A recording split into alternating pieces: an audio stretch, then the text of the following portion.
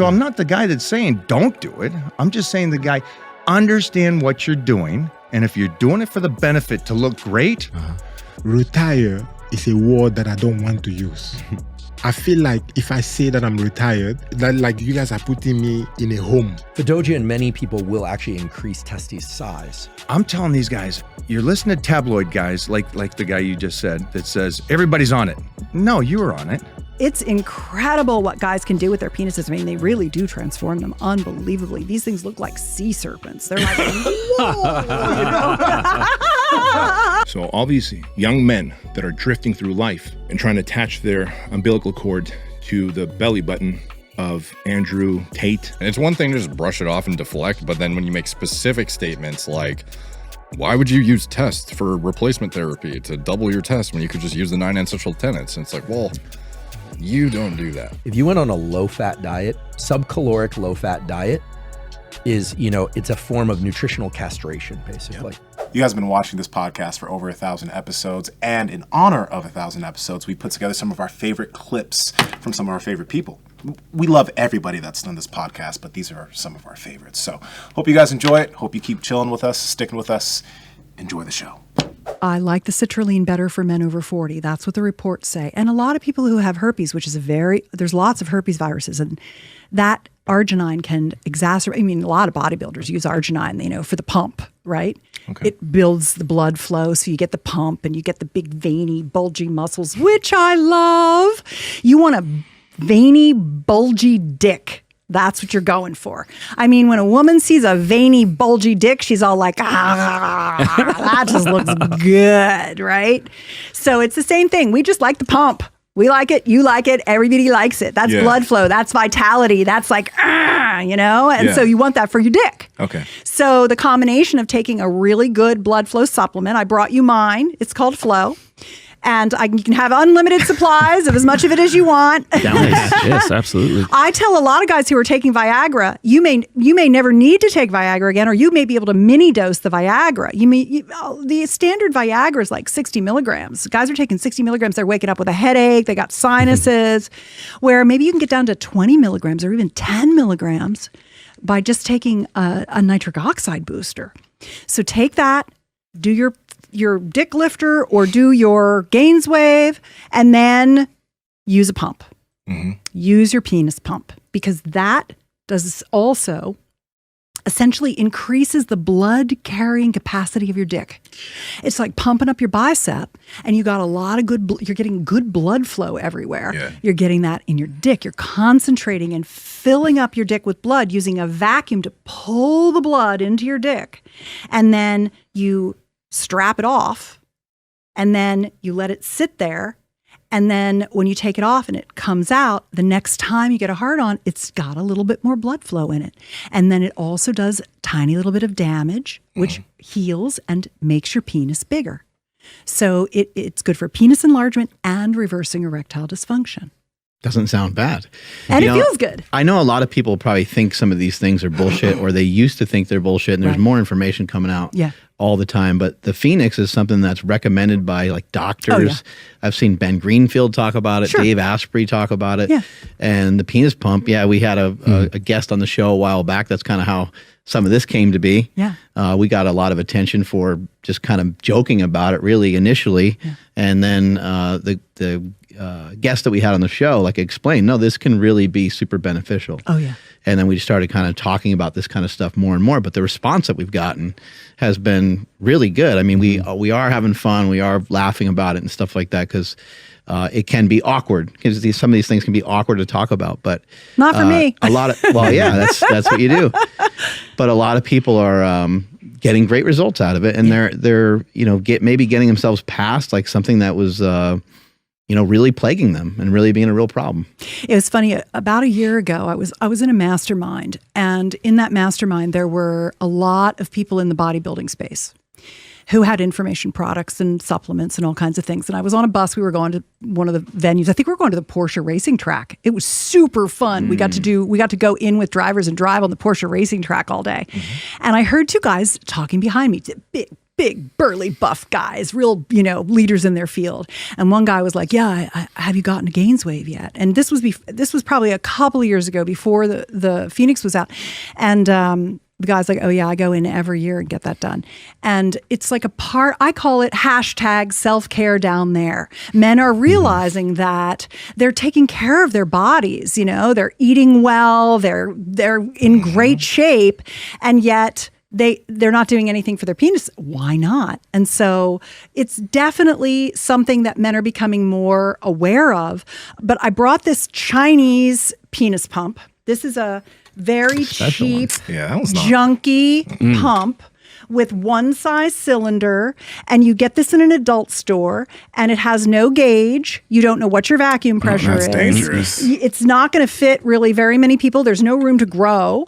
And this is what guys bought, and they did a pump, and they did it wrong, and they didn't know what they were doing, and they didn't keep up with it, and they didn't have any results, and then they're like, it's all bullshit. Or they broke their dick. But the thing is, or they hurt their dick. The thing is, if you're listening, you can't see what's in front of me, so I'll just describe it. I have 1, 2, 3, 4, 5 cylinders that all work with this pump system. This is called the Whopper because you get the right size for your penis, and then you use a bigger cylinder. You put your penis in it, and you pump for 10 minutes, pump it up, and then go flaccid, massage your dick, go to the next pump. You don't have to do all 5. You only do 2, but you get the right size. And then you put your testicles and your penis in the bigger one. And that's what sucks on that suspensor ligament and gives you the length. You need the big cylinder with your balls in it for length. If you only want girth and you're happy with length, then you only have to pump with 1 cylinder. And you pump every other day for 13 weeks. It takes about a half hour because you got to do 10 minutes. It's a lot of working out right there. It is a lot of working out. It's a commitment, but I mean, guys are like, I got out of the shower and I caught a glimpse of my cock, and I'm like, whose cock was that? That's what we've been saying. Yeah. This thing shocks the fuck out of you. The base of your cock gets really nice and thick right away. That's the first thing what guys can do with their penises. And for a lot of guys, really do transform them unbelievably. These things look like from rough sex, and they've gotten a pinnacle break or a little crunch, corpus cavernosum or what have you. Yowza! And this helps fix those kinds of things. It helps fix the bends and all that stuff.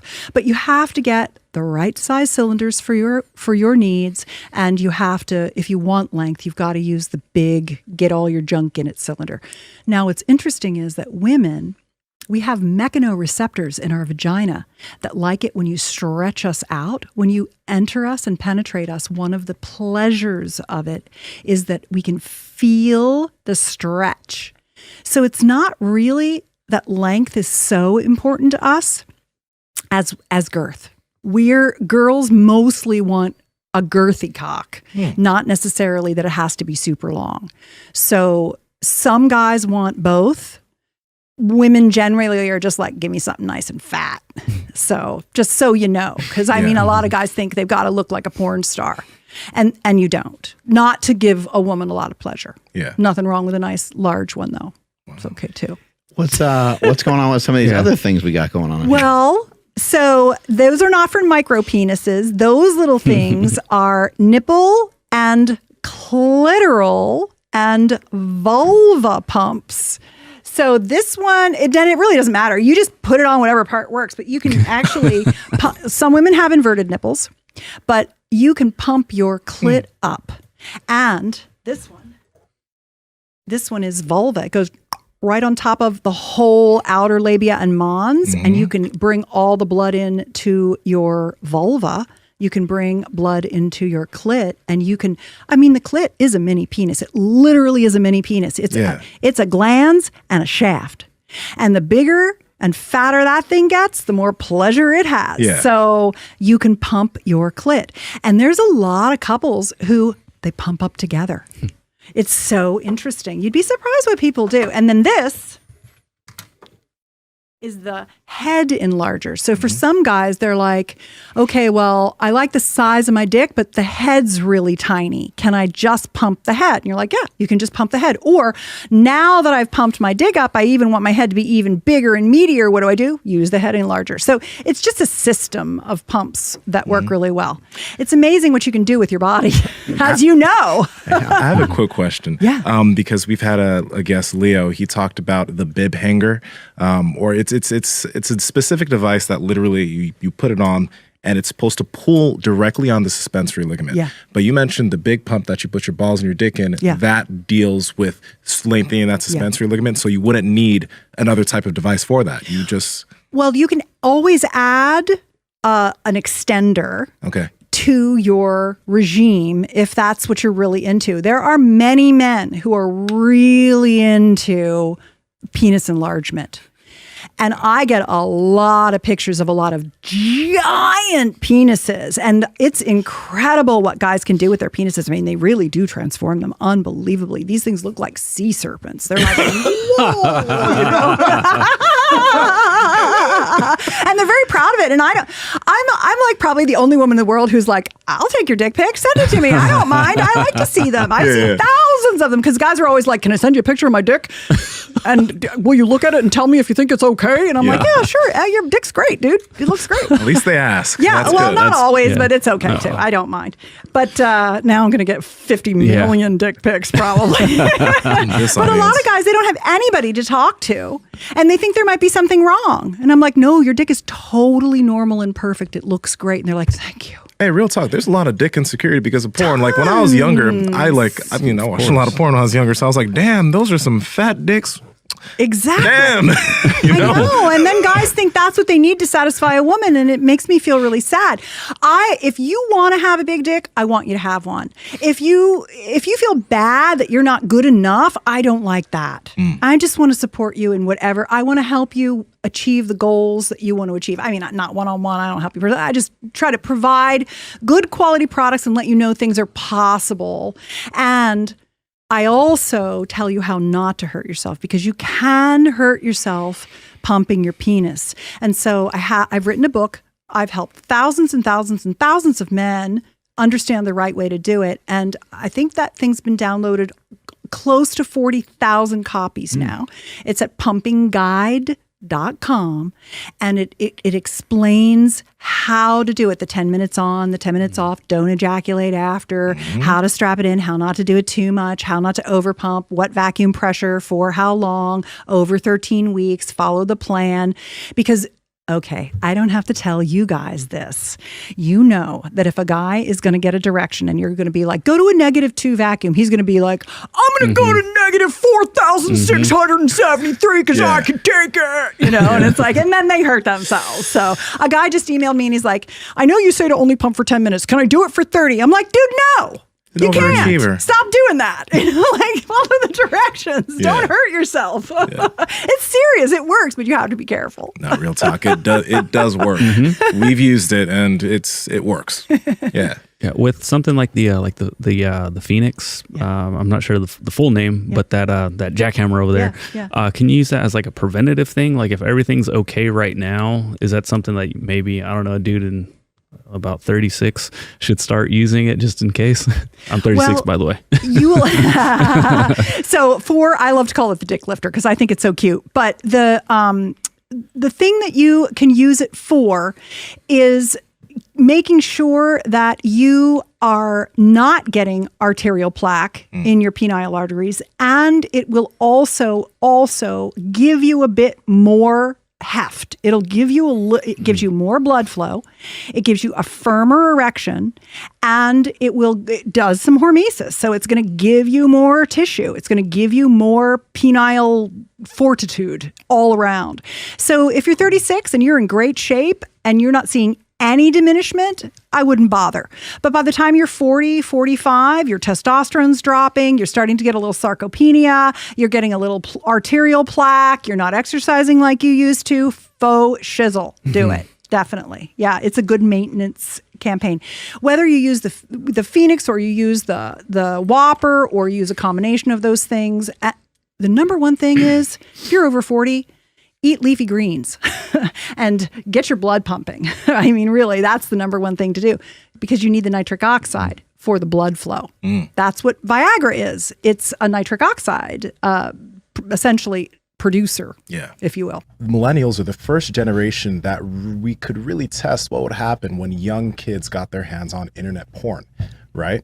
And it makes me curious because like it's dopamine, like these young individuals are chasing dopamine. To be perfectly blunt, I was addicted to porn from the age of 11 to 24. Wow. That was the first time I got on it. And I was like trying for a long time to get off of that because I noticed how it was affecting me. And then I was also reading some stuff on how porn affects the male brain and all this. And I was like, oh God, this is bad.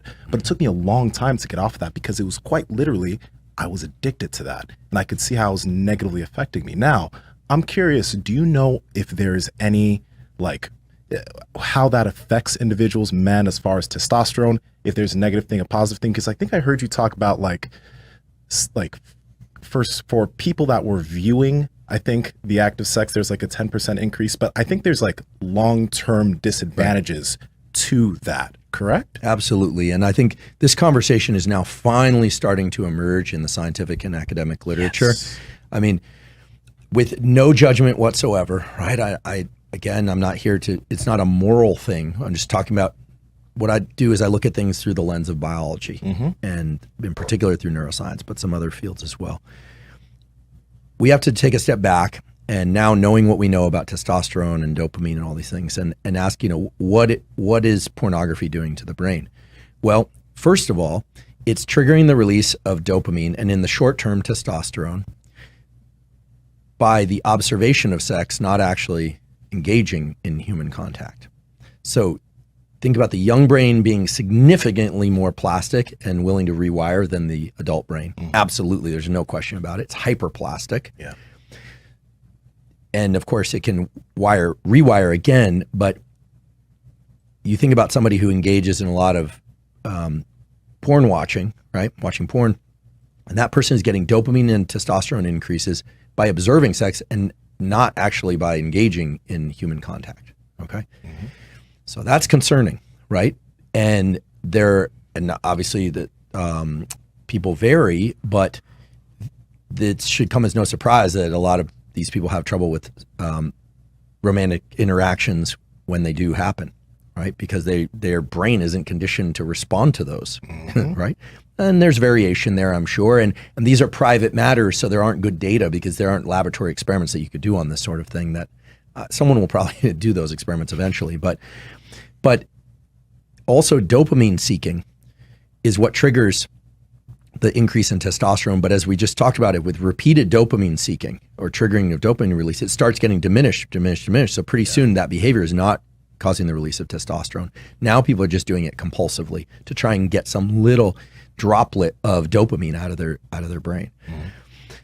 I personally think that porn and the availability of porn is a real detriment to the developing brain, especially to the developing brain. Yeah.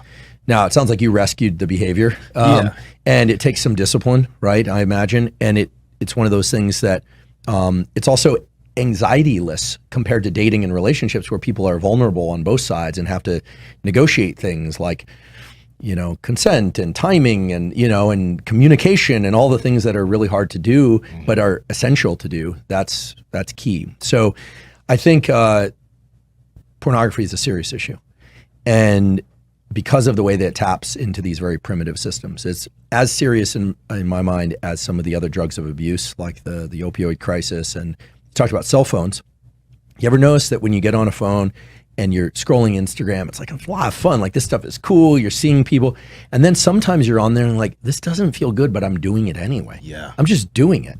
That's exactly how people talk about their drug use. That's exactly how people talk about alcohol use. That's exactly how people talk about gambling.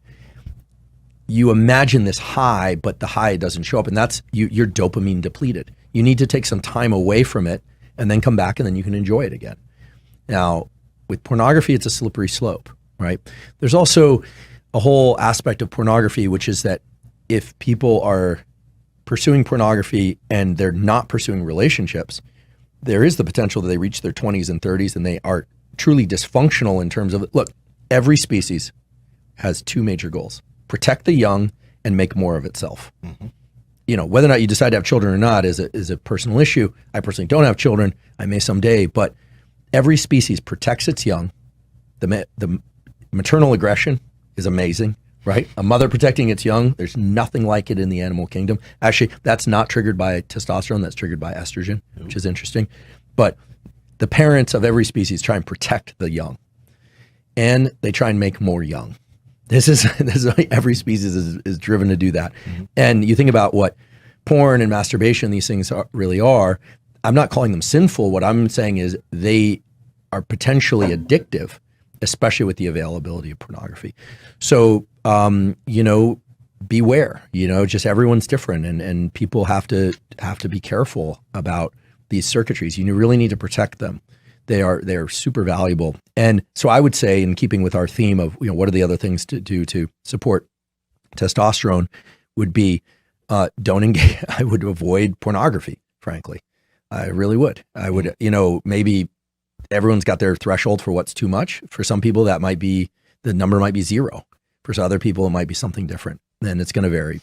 Yeah. It would be different, maybe using your imagination versus seeing images, or like, you know, is there a difference, if you know any of this, is there a difference between video versus, you know, old school way of like having magazines and things like that? Well, it's because it's like more fantasy, and maybe, I don't know, maybe you thinking it through about this thing is different than you just watching. Or even remembering past experiences. Yeah, so we can speculate there a bit. You know, a picture is worth 1,000 words, and a movie is worth 1 billion pictures. When it comes to the impact that it has on your nervous system. That's a bar. You know, exactly. And so, you know, I think it's fair to say that whatever problems exist in society today almost certainly existed 100 years ago, but in a different form. Okay. We always think, oh, you know, stress was only there for the saber-toothed tiger, and now there are no tigers, and we got this thing that's really unfortunate called stress. Look, let's imagine this was 100 years ago. Spouses still cheated. People still died. You had, you know, physical challenges. There was a question of how, you know, all that stuff is baked into us at a deep level, right? None of those circuits have changed. It's just the circumstances that trigger them change. So I think that 100 years ago, it wasn't cell phones. It might, but you can bet that there were forms of pornography. They were probably more cloistered away. They weren't, you know, as out there. In certain parts of the world, it's still very, very cloistered away, despite the internet. So I think that what's healthy in this domain has never really been defined. This is one of the challenges. We know what an eating disorder is, but what's healthy eating, right? Where do you draw the line? I think, given this general theme that relationships are healthy, friendships are healthy, romantic relationships are healthy, and anything that inhibits the pursuit and functioning of healthy relationships is where you have to start saying, wait a second, is this behavior getting in the way? Can I ask you, how do I get to be like you? But I always get that. Yeah. So when he asked me that, I just thought, here we go again. And I looked at him and he said, I don't want to bother you, but I just want to ask that one question, right? He looked over, you know, like he's obviously overweight and everything. And I say, what do you do to help yourself? Like, you just tell me, what do you do for me to help you? How do you help yourself? How have you been helping yourself? You say, no, I was always thinking about it, but I say, there you go. If I tell you go to the gym, you won't. So I'll just say the simplest thing. Start slowly. Whatever you're doing, whatever you're eating, cut in half, right? Whatever you're doing. And start counting your calorie, or start counting your step, for instance. Yeah. Count your step. You know, like walk a bit more, stop taking the lift, you know, take the stairs instead of taking the lift. Do these little things and you make a difference, right? But if you're consistent, you say, how many push-ups do you think I should do? And I say, how many push-ups do you want to do? You say, but I'm sure you're going to ask me to do 100 push-ups. I say, no, I'm not going to ask you to do 100 push-ups. Do 10 push-ups. Do 10. Do 10 push-ups, but do them every day. Yeah. Just be consistent. Do them every day. And you're going to see at one stage, I'm not going to ask you to do anything. You're going to try and put the push-up, you're going to add 5 to it or 20 to it because you can, because you're feeling better, right? Because you're feeling better, you're going to add to it. I don't have to tell you anything. So start with 10. It seems like nothing, right? 10 is very easy, right? You say, yes. Okay, start with 10. just do this little thing, but do them every day. Be consistent. So I think it's all about, being consistent. And people are always rushing. People want it now. They want it quick. I know, because I always get this message, oh, I don't know, how do you do to get your lats? Or how do you do to... And if I say, oh, I did this, oh, but I've been doing it for 6 months. How come I don't have it also? Everyone is in a hurry. Everyone is like in a rush, do you think, how long is it going to take me to do the split? Can I do the split in 2 months? You see what I mean? Everyone is in a hurry. Oh, you want to do the split in 2 months? Oh, okay. What else? Can I get the lads in like a month? Mm-hmm. Can I get this? Can I get that? It's very easy. But if they start with the simplest thing, okay, very simple. Just start with the easiest thing and just be consistent. And that's what I'm doing. And because I'm consistent, I managed to do what I'm doing. And people will look and say, oh, it's fake. Oh, he's probably taking steroid. Oh, he's doing it because he's double jointed. They always got something to say, right? Lately, he's doing it because he's double jointed. No, I'm not. Yeah, you are, because how can you do it otherwise? It's not possible. See? It's not possible because, and people who are saying that, it's always people who are sitting there in the couch and they never try anything. And for them, they need to justify by, looking for something very simple and throw at you, and that's it. Yeah. Do you feel better now than you did 10 years ago? Yeah. And that's the interesting thing is you're 46 years old, right? You're in a sport of fighting where it's one of, actually, I think it's the most physically demanding sport because people are hitting you, you're getting all these hits, and most people get out of that because of all of the stress to the body. They don't feel good over time. But as you continue to age, you're continuing to get stronger, you're maintaining your flexibility, you're aging well. So what would you attribute that to? I'm aging well, 46, 47, 48. I think even when I reach my 50, I think I'll just be just as good and if I think even better. Mm-hmm. Yeah, I think the way I'm going right now, I feel better than I felt 10 years ago, 20 years ago. I think just the lifestyle that I chose is working for me. Yeah. I think the lifestyle that I chose is working for me. I'm doing the simplest thing, like sleeping well, waking up in the morning and having my routine, making sure to these little things. I think adding together make it a whole. Mm-hmm. And this little thing, and I say it again, everyone will say, oh, this is a cliche, sleeping well, waking up in the morning, drinking water, meditation. It seems like a movie, oh, yeah, so you're going to tell us that you're doing your meditation now, or you're going to tell us that but honestly, meditation, when I say meditation, it doesn't mean that I have to sit there for hours, No, I wake up, I take a deep breath, I close my eyes, and I'm just breathing, and I'm just clearing my clearing my head, and I just want a good thought. I always have positive thought. Like when I woke up this morning, I just first I wake up, and then I'm just breathing. I'm started thinking, and then I call positive thought. I'm going to see Mark today. We're gonna have a good day. This is gonna be fun. You know what? Push the blanket, do a flip, a somersault, get up, do the split, and feeling good. And then say it. And I say it, I'm feeling good. You believe it? Yeah, believe it. Say it loud, right? Because sometimes you say it loud. You remind yourself, And I say it.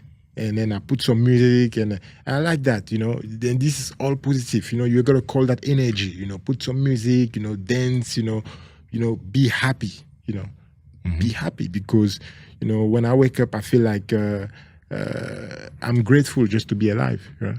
I'm one of the lucky people just waking up, so I'm grateful, and I think that that spirit of gratitude and positivity give me what I want. Yeah. Power Project family, your normal shoes are making you weak. This is why I partner with Vivo Barefoot shoes, because they have a wide toe box, they're flat, and they're flexible. So with every single step you're taking, if you're taking a 10-minute walk outside, or when you're working out in the gym, your feet are able to do what they're supposed to do in this shoe. They have tons of options for hiking, running, training in the gym, chilling and relaxing, casual shoes for if you're out on a date. You need to check them out. And Andrew, how can they get it? Yes, that's over at vivobarefoot.com/powerproject, and you guys will receive 15% off your order automatically. Again, vivobarefoot.com/powerproject. Links to them down in the description as well as the podcast show notes. And you're still fighting. And I'm still fighting. And everybody say, don't you think that at your age you should stop? Don't you feel like you should retire? Now, let me tell you something. Retire is a word that I don't want to use. I feel like if I say that I'm retired, I feel like you guys are putting me in a home. For all people, he's retired, That's how I feel. So I don't want to use that word. And I don't even want to, I don't even want to say that word. I avoid saying it. So instead of saying that I'm retired, I'll say that I'm evolving. I'm doing even more. I'm training just the same. So if I were to fight tomorrow, I could fight tomorrow, after tomorrow, anytime. Right now, I run every week. I'm doing my training every week. I'm doing kickboxing. I'm doing weight training. I'm doing heat training. I'm doing it all. And I'm doing my flexibility, my mobility every day. I make time for it. I always make time. And people say, we don't have time. You're taking all your day doing this, but we don't have time. No. I always make time. It's called self-care. For me, it's called self-care. Self-care for me is making time for me, and I always make time for myself. While I'm brushing my teeth, I'm doing my mobility. And today, I made sure to record it. I was brushing and I was doing my mobility work while I'm brushing my teeth. So I'm always making time. So you can always, and I realize, people say they don't have time. You have time. It's up to you now. You just decide, you prioritize, So, I make time for myself, and it's called self-care. I take care of myself. I make sure that I sleep, I have this much sleep. I make sure that, I do my training in the morning. It makes me feel good and I feel happy, so I take care of myself. So it's important to take care of yourself. And because of that, I'm feeling healthy, I'm feeling happy, and I'm not about to stop. So I'm never going to say that I'm retiring. I'm still there. Maybe I'm not going to compete as much as I used to compete, maybe because I don't need to. I evolve. So I'm doing things that I don't need to compete like when I was 20 years old to earn money. I earn my money already doing other things, and I have enough to not fight. Okay? So, but I'm still doing it because I'm feeling good. I'm still doing it because I like it. I'm still doing it because I'm enjoying myself, and I just want to have fun. So, look, it's unlikely to be an all or none. I think, and I don't know what the line is, but we just have to be careful. Anytime we are overwhelmed with powerful images of increasing intensity, that's where you start getting into the dopamine depletion. That's where you start getting into the hormone depletion that we're talking about here. So this is also true of violence. A lot of people, they're like excited about watching zombie apocalypse violence, plus all of that violent sex and everything getting poured into the same film. Well, they made horror movies, 50 years ago. They were a little bit different. The question is, how strong were we driving the system? And if anyone out there is feeling underwhelmed and kind of like life is no good, et cetera, chances are your dopamine system has been pushed too hard. I'll give one quick anecdote. I have a friend, he's got a kid, he's 21, he graduated high school, he went to community college for a little bit, decided not to do that anymore. Then he stopped working, he stopped exercising, he's really fit. He's got like, his genetics are like Nsima's. He's kind of like, he's just got this incredible physique and all that. Doesn't do anything, doesn't work, doesn't do anything. He's a failure to launch, as we call it. And they were analyzing, does he have ADHD? Does he this? And he heard Anna talk about dopamine depletion. And he called me and he said, I'm going to do 1 month, no video games, no phone, no nothing. He's 25 days in and he's running again. He's lifting again. He's heading back to work again. And this was somebody who thought he had ADHD. Now there are people with ADHD out there, but what happened was he was dopamine depleted. So he couldn't concentrate. He didn't care about anything.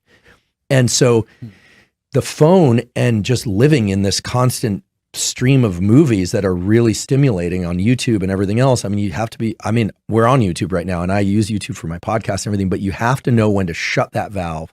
And here's what I tell myself. shut that valve so that I can continue to enjoy it, right? It's like gorging yourself with tomahawk steaks. They're delicious, but unless you've been fasting all day, you're not going to eat 9 of them, right? What's your record, Mark?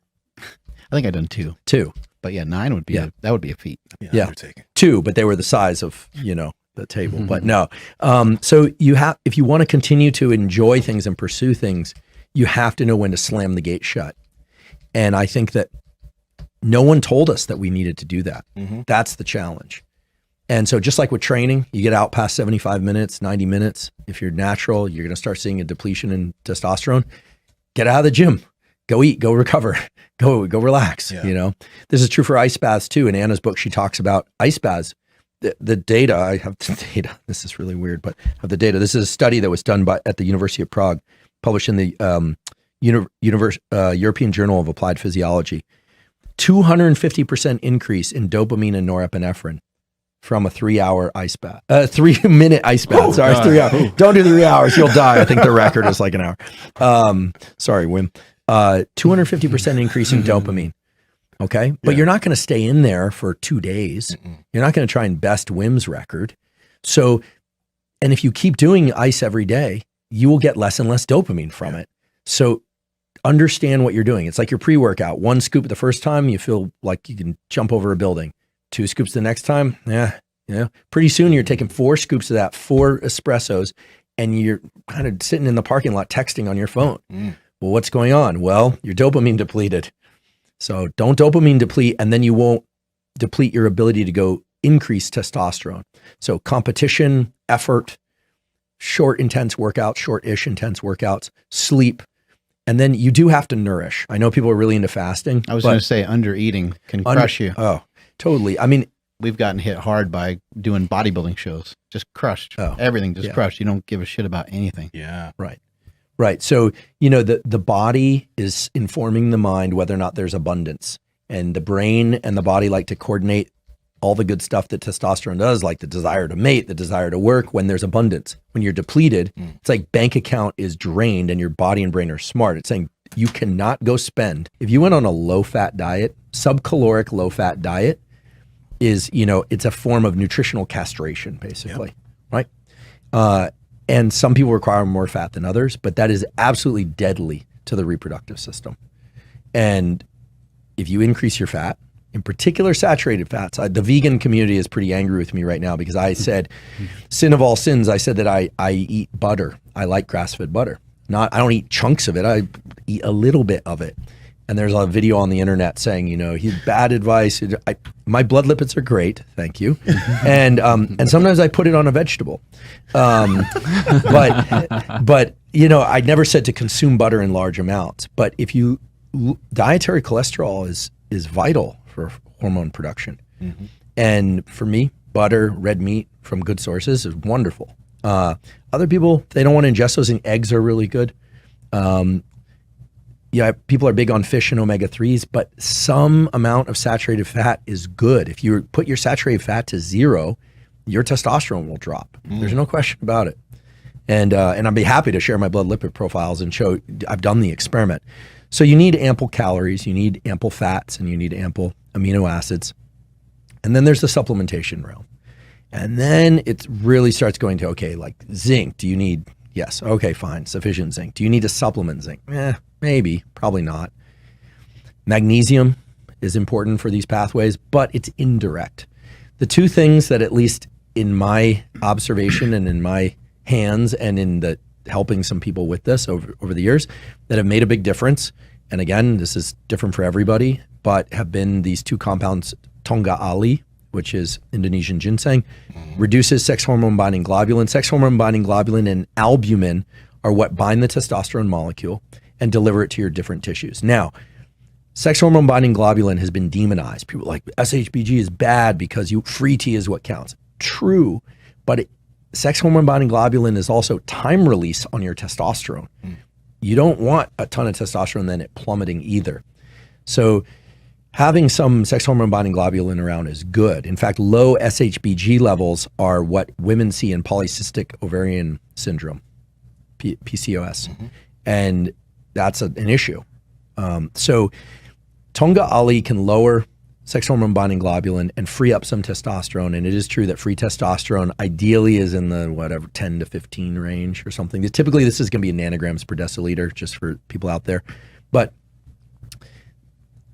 dihydrotestosterone, DHT, is the most dominant androgen in humans. And we'll get back to that. So, but Tonga Ali, 400 milligrams a day, taken in the morning, will increase free testosterone.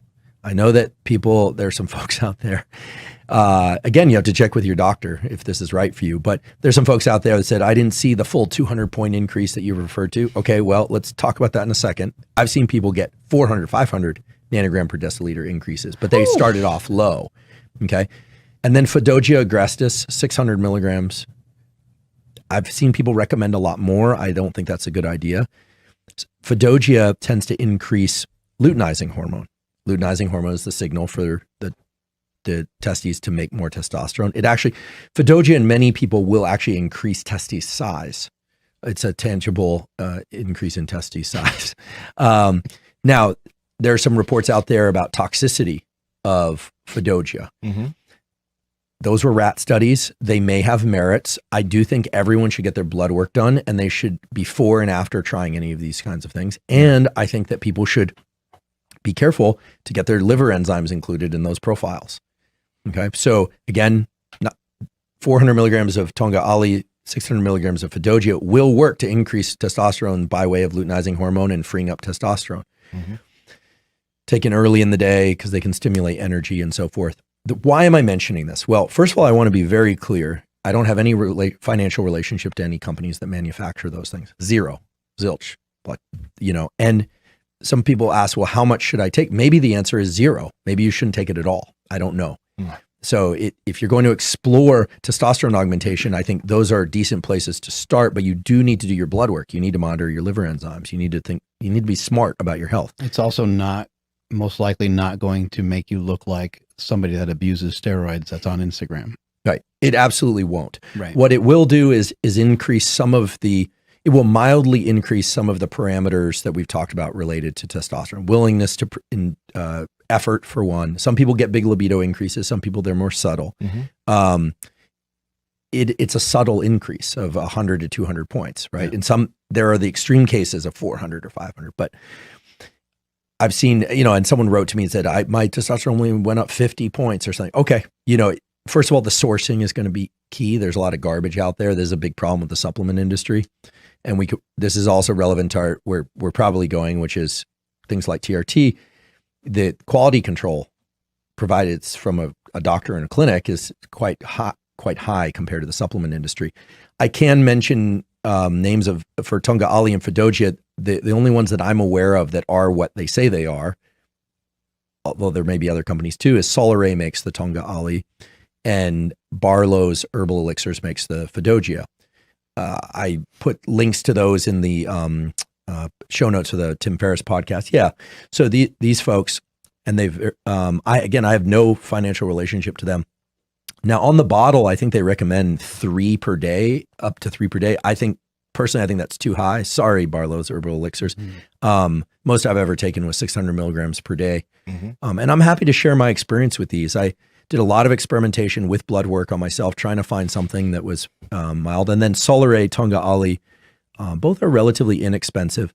There are a couple brands out there now that are, that since I've talked about this on a few podcasts, that are using my face to advertise. There's have you seen my face on anything except the Huberman Lab podcast or Mark's Instagram? I didn't approve it.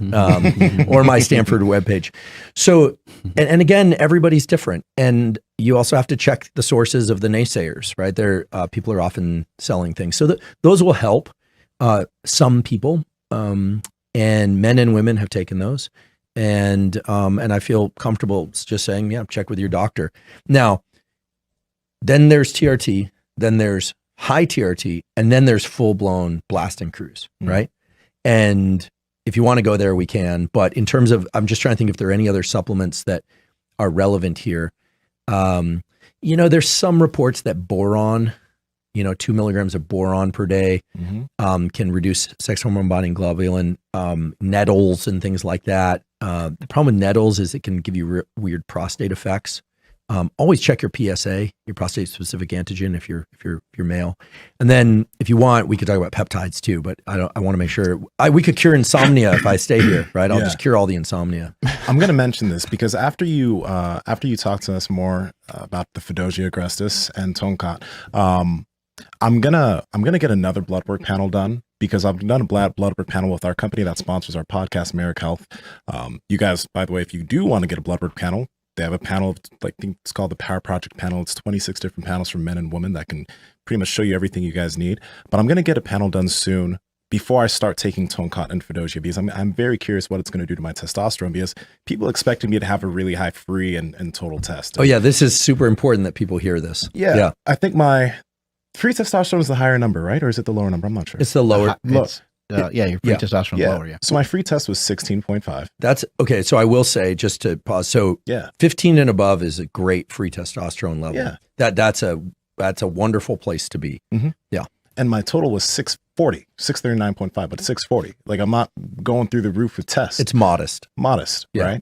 So I'm gonna get my blood work done again in the next 2 days, and then I'm gonna start taking Fedosia and Tonkat consistently for maybe a month or month and a half, and I'm going to get it done again to see if it's boosted me in any way, and to see if I actually physically feel a difference. Great. Because I don't necessarily feel low on energy or anything, but yeah. Well, and you will notice an increase, most likely, in luteinizing hormone. I'd love to see the blood work before and after, if you're willing to share. Also, sure. I have no relationship to Merrick Health. I'm in early discussion with them, but it's great when people can get blood work done.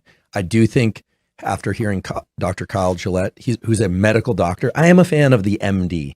Okay. I know there are a lot of kinds of doctors. Hey, I don't have an MD, so I can say this. I am a fan of the MD because I teach medical doctors and the neuroscience and neuroanatomy and medical doctors in training.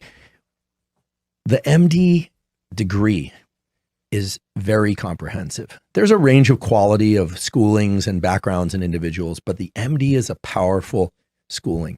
Right? A PhD is about this. It's about becoming really lasered on something. A medical degree is a very broad training. And so I'm a huge fan of the MD. I'm a huge fan of Kyle Gillette. I heard about him from your podcast, and we've been in early conversation. He seems so balanced, rational, and he really understands that there are women's issues, there are men's issues, there are age-related issues, there are sports training issues. And I'm so glad that you brought up that this issue of free testosterone and that you're open enough and willing to share yours, because I think most people would look at you and think that guy's testosterone has to be 1700 minimum after 2 nights of no sleep or something like that. What it tells me is that you are very likely to have optimal balance of ratios between hormones. They probably also look at you and think that your estrogen is down to 0, but you don't want your estrogen to 0. Yeah. Anyone that's ever had their estrogen to 0 will tell you kills the libido, joint pain, connective tissue pain.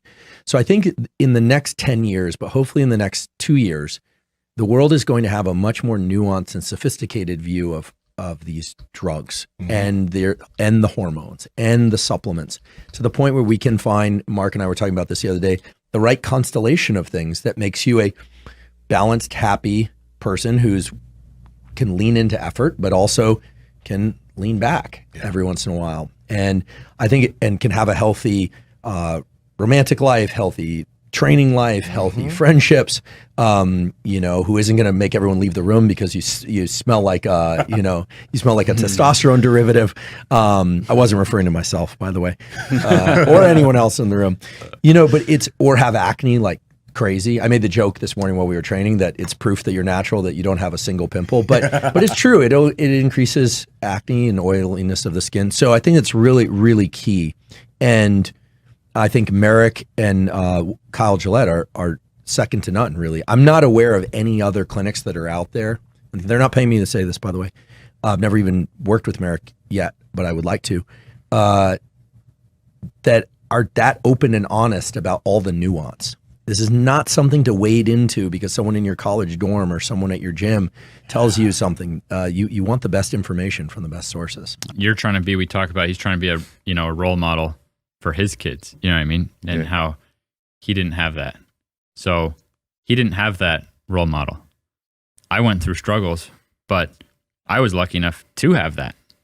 Both my parents, in their own ways, were You know my parents. Perfect. They're unbelievable role models for me. So whatever stuff I went through had the right role models. So I was able, as Mark said, to learn from it. And that's, to me, whatever is coming in at you in life, if you then learn how to handle that, now you get more powerful to help other people. So it sounds to me like now Derek gets to teach and help a lot of other people. I thought I was a failure in life at age 20. Damn. Failure at life. Wow. Derek's 43. We just put out a book together. so his first big book. And right now it's number 2 on Amazon, y'all said. Something like that. Yeah. So Jesus. Yeah. ATG for life. We'll link it below. Who knows what he will go on to accomplish. We were just using in there something that he's, boom, he got a sample whipped up. I mean, he's 43. So for me, thinking I was a failure at 20, it would have been nice to see this podcast. Why do you think you thought that? Why did you think you were a loser at 20? Well, wanted to be a basketball player. Didn't get any recruitment out of high school. So, boom, you have to go to college. So I was a failure. No college recruitment. Gnarly knee history. I couldn't even go to school my senior year. I was on a walker. Let's say that it's 20 years from now or 18 years from now, and your son's on his way to, he's been thinking about college, but he's not getting accepted to college. He's bummed. Like, what would you tell him? I don't know how to answer that exactly because I'm actually educating my kid. So I have an article. It's not public. I'll put it out public after this so you guys can read it.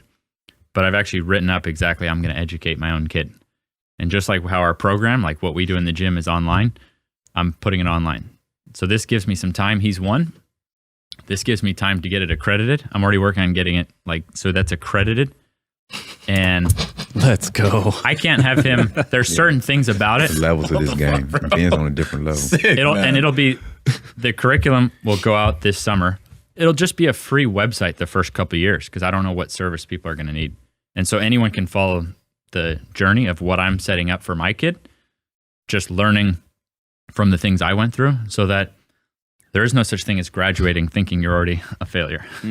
So hopefully he'll be in a very different... I guess that was my main point. Like your expectations of yourself were, not that they were like too high, they were just a little delusional. Like college, like going to college and not going to college doesn't determine whether you're a winner or a loser. Yeah. It'll feel that way when you put all of your value into like, I have to go to college. I have to get a Division I scholarship. These are things that must happen because that's what I've seen other people do, and that's how they're successful. So that's going to be my determining factor for success. But we know what a horrible recipe that can be, having somebody else's measures of success be our own. It's like a huge problem. So I hope people just kind of understand that. I think the easiest way to not feel like a loser is to not ever really think about it in the first place. However, if you're kicked in the balls enough when you're young and the odds are stacked against you, you will probably feel like a loser at some point. What about you? I mean, you are the hardest working guy that I know over time. Like I work hard right now, but like you've been, you know what I mean? Hardest working guy I know. Never seen you actually say, as Derek said, like with intentions, never actually seen like a bad intention out of you. You know what I mean? So somewhere along the lines, you found something you were interested in and you let that drive you. So I think if you have the right mentors around you, you saw it from the moment I came here the first time. Since then, I was like, I want you to be my mentor. You know what I mean? Right. And you've been sending me stuff ever since. But you saw my frame of mind was, wow, this is a good mentor. Wow, Derek, I need you to be my training partner. You know what I mean? So as a go-to, people can find mentors, as Derek and I say, who are achieving the results you want to achieve. And on top of that, then, maybe before that, find something you're interested in and then find mentors within that. And that kind of thinking totally changed my life. What do you think helped you not lose belief in yourself? Because it sounded like you thought you were a loser, your knees were banged up. It seemed like everything was just like nothing was going to come true for you out of any of the things that you wanted to do. how were you able to, like, what did you hold on to? Were you like, I'm smart, or I'm fast, or there's some skill set or something I mean, that kept you to be resilient? I knew I was pretty skilled at basketball. So if I could somehow figure out how to get my body able to play, able to be athletic. I think that's really important, though, because I think that sometimes people, they don't work on a skill. And if you work on a skill and you think that you even developed one, even if you didn't develop one to the level that you really wanted to, you still have a skill set that allows you to believe in yourself a little bit more than the next person, probably. Yeah. But honestly, what jumped to my mind is the simple fact that my parents, they weren't telling me to get a plan B. I mean, I had no business still trying to get a basketball scholarship, you know? My whole story is that I actually ran out of eligibility. I was too old, but I was actually succeeding. I got a D1 scholarship at 23 years old. I've never heard of that happening. That's you know, true. usually, but my parents, I was sitting at the dinner table with my dad last week, and he admitted to me that he genuinely did not think it was possible for me to dunk, even though I still thought this program, you know what I mean? You know what it's like when you're searching for that perfect program, and finally some stuff broke through. He never thought I would dunk, but he actually never told that to me, never told it to my mom. My parents never, they would still make me work hard. So I was out of high school, I was working hard, but they never told me, you're not going to be a basketball player. And my wife is the same way. I think my wife believed in me more than I did. And so I was very fortunate to have people like that around me. Not every parent is going to let you still be, you know, thinking you're going to be a basketball player when it doesn't make any sense, you know? And actually, when Derek and I started working together, first thing he was like, the world needs to know about this, you know? I was like, really? Yeah. He beat that into me. The world needs to know about what's happening in this gym. So Derek believing in my, you know, professional stuff. My wife still thinks I'm like, could beat Michael Jordan in his prime one-on-one. She genuinely, she would, somehow he'll get lucky. Like, she actually believes in me to that degree. Wow. And then my parents were amazing enough not to have their judgment. I think my mom also believed I could do anything too, but my dad never thought I would dunk a basketball. But he never told me that. So that was, I can't take full credit for that. You asked me, why didn't I give up on myself? Did I have some inner belief in myself? Clearly, the people around me did.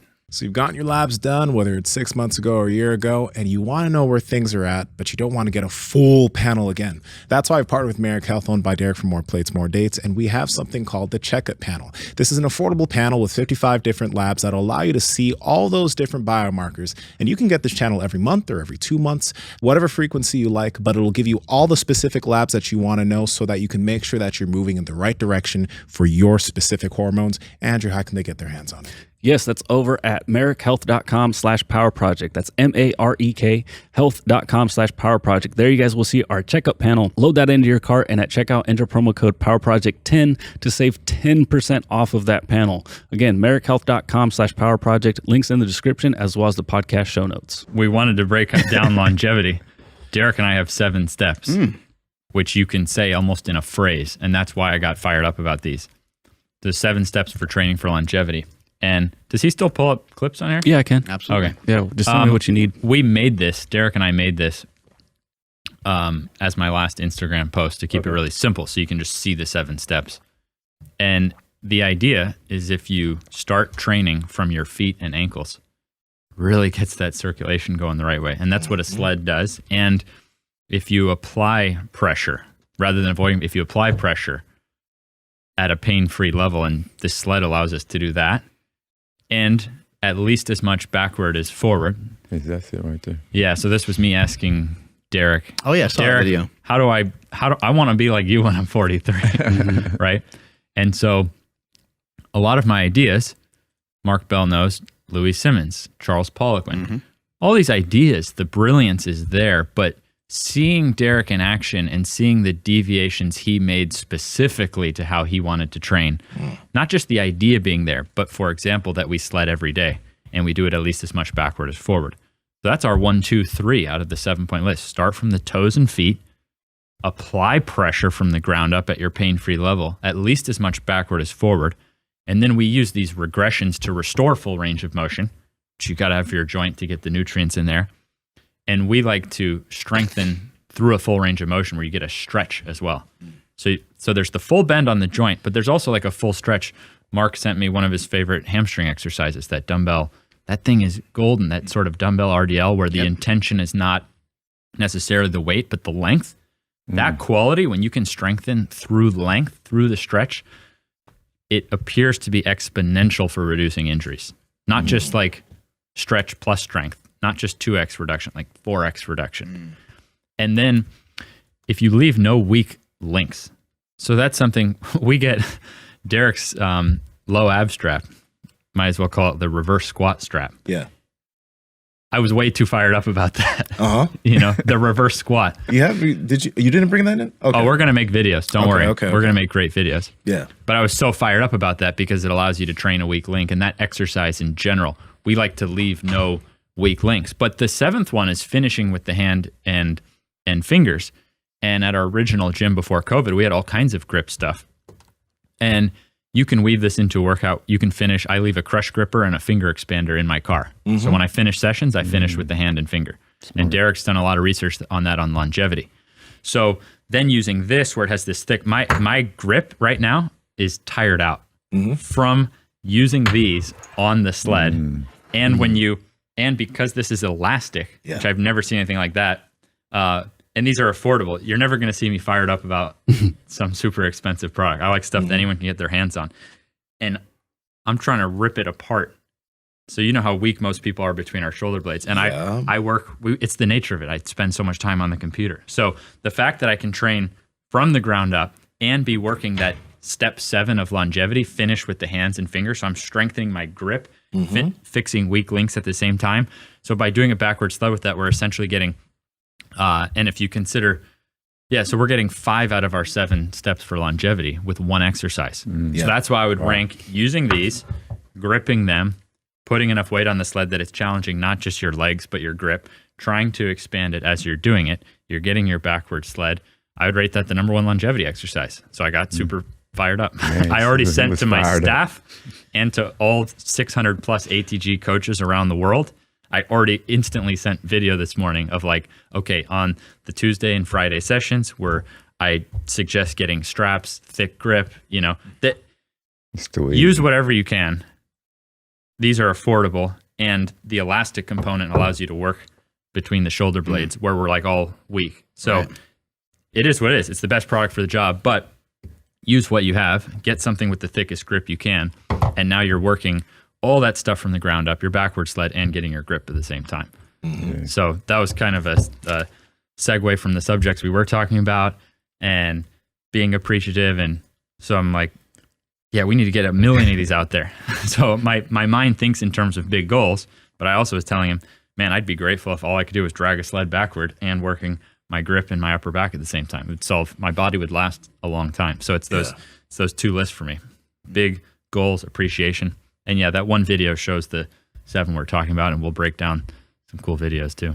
And the odd thing about TRT and its prevalence now is that it's become like a supplement for some people. It's become a supplement to replace getting good sleep, getting good nutrition, sunlight, all these things that if you spend time changing certain habits and you give it a good amount of time, your T will probably come up. But I know some people who are like, I got to get 4 or 5 hours of sleep because I got work to do. So I'm just going to go this route because it's going to help me feel better. And it makes you wonder, because I can understand the person who's like, let's say they're driven, they work super hard, they can't get 6 to 8 hours of quality sleep, and their test is tanked because of that, because of all the other things that happen. And then they're like, let me just hop on TRT. I can understand it. But from the health and fitness side, it's hard to get behind that. Yeah. I have like a little devil's advocate idea here that just kind of popped up in my mind. Is like, you could tell someone that goes out on the weekend and drinks a little bit, you can access much more happiness without that,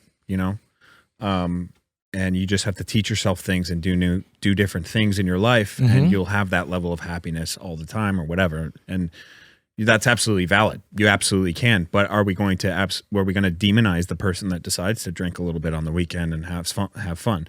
It's definitely a balance. I think something I really want to talk about is like, we're at a time with steroids in that it's very similar to DARE, if you think about DARE, that program to a lot of extent like failed. Yeah. And abstinence, like talking about abstinence from sex, that failed as well. And then there was this kind of grace period where we were figuring out like the openness of all of those. And like we're still kind of figuring out both drugs and sex. And now we're beginning to try to start that figuring out of androgens. And so what we have to determine is like, is the abstinence route the good route? Or is the when you say talking abstinence, expand upon that within when it comes to this. Everyone is clamoring for The Rock to and other guys to just be like, I take steroids. Yeah. Right. But the negative outcome of that is obvious. It's the kids being like, yeah, he even warned me like I shouldn't do it. I shouldn't do any of this stuff, but I'm gonna do it. It's because it's The Rock. You know, it's like you were saying, like, I go to bars and I drink and I do hook up with chicks, but like, you shouldn't do that. You know, every kid's going to be like, wait, what'd you say? You know, what's the key? Alcohol? Okay, yeah, cool. Okay, cool. I'm going to go do that. down. But I think that it might be, and this is what I want to ask you guys, it might be the lesser evil of the two, right? Where we don't know, but like the fake natty aspect of it might be worse than saying, hey, I'm open about this. Don't do it. Even though maybe some kids start to do it or whatever, people who are not ready. I don't know the answer. It's the ethical dilemma. I brought it up with Derek on my show, and like, it's still something we have to figure out. And I think it's something we have to talk about. I would say I don't think it's anybody's business either. Like you make your own choice and what you do. But people are gonna keep poking and prodding. That'll never stop. Right. I agree 100%. I think you would just have to ignore it. I'm just saying, like, if you were to try to do something now and you were online and you just didn't share it, people are going to assume whatever, but we don't have to address stuff. But I think you don't have to have an opinion on it. You don't have to say anything back to that person. Real quick, Mark, I'm curious about this because, for example, The Rock, wish it was that way. Wait. You mentioned The Rock, right? He's kind of in the health and fitness industry, but he's an entertainer. Mark Wahlberg, I think I heard you talk about him with Rogan. He's in the entertainment industry. He's not he's kind of in health and fitness, but he doesn't pay attention to stuff. Like, he's not here consistently talking about this. But when you're in the fitness industry and you're a guy that's consistently in the gym and doing all these things, and then people are asking you, how are you that big? If it's not just your nutrition and all these things, I think if you're in this, you're not an entertainer, you're not an actor, you're not fucking one of these people. If you're in this, it feels like you can't leave that out, even though it's going to affect the 19-year-old that's just getting into this, that wants to get big fast. If you're in this, you can't avoid it. I was kind of disagree. I don't think you have to say anything. You don't think so? I don't think so. Well, I mean, there are just people let that the just comments don't answer. fly. But you do, because the moment you go on a podcast, you get asked. Like, that's okay. And then no comment. And then you lie. No, you say no comment. Hey, have you ever done them? No comment. I don't want to answer that question. I don't want to address it. You don't think that answers the question? Good. Perfect. Yeah, let the person come to their own conclusion, whatever way they want. Got it. So that would be the best route. Let them write the story for circle you. back to the most recent. Because thing, also, real Liver quick, King, that would have been a good answer for him. I believe so. No comment. But real quick, think about an individual like Bradley Martin. Take. Think about an individual like Bradley Martin. Right. He's never talked about that, or he's never even talked about himself using anything. Right. I don't think people have actually even really asked him in content. And if he has, he probably doesn't say anything. He usually kind of jokes about it, I think. Just jokes about it. Yeah. He is literally someone who has taken the no comment route. And look at him now. Yeah. And I'm not saying it's a good thing, but I'm saying that is somebody who is doing it in practice right now. Yeah. Right? Yeah. No, yeah, that's a good point. Both of those are good points. I think a lot of people just have a hard time with the information, and I think that's why the Liver King may have felt like he needed to lie. I remember when I was a kid, there was the Power Team, and my parents are Christian, and I grew up going to church and everything. And the Power Team would go around from one church to another, and these big jacked guys, and they would rip telephone books in half, and that's awesome. They would do all this stuff on stage, and they were jacked. I mean, maybe there were a couple guys that were drug free, maybe, but I doubt that any of them were. And they would preach outwardly against it. So there would be another situation where it's like, this is not great because they're outwardly preaching against it. But for me personally, seeing that era of like Hulk Hogan and the professional wrestlers, and hearing about Lyle Alzado, who was a famous case where he said his growth hormone led to his brain tumor and a lot of the stuff that was circling around. There they are, the power team. Crush for Jesus. Yeah, they're like 300 pounds and 300 pounds and yoked. This guy throws in some kicks too. It's fucking awesome. But for me, when I was I was already lifting at this age because I started lifting really young, 12, 13 years old or so. Obviously had an impact on me, but I never thought in my head about I never thought about taking steroids because of these individuals when I was young. I always thought if I was ever going to do it, it would be something I would do educated as an adult. What? The power team, brother. There's the it's the Lord Jesus supporting my strength. How old is this? Looks like 80s, 90s? Looks like 90s. Yeah. But okay, real quick though, this is an interesting thing because when it does come to people should be open. People have been open. For example, I brought up Brandon Harding before. Brandon Harding decided to take TRT or whatever when he was like maybe 23. I think 3 years into lifting, he decided to hop on. And he was open and he was honest about it. And there are probably some of his younger viewers who decided to get on.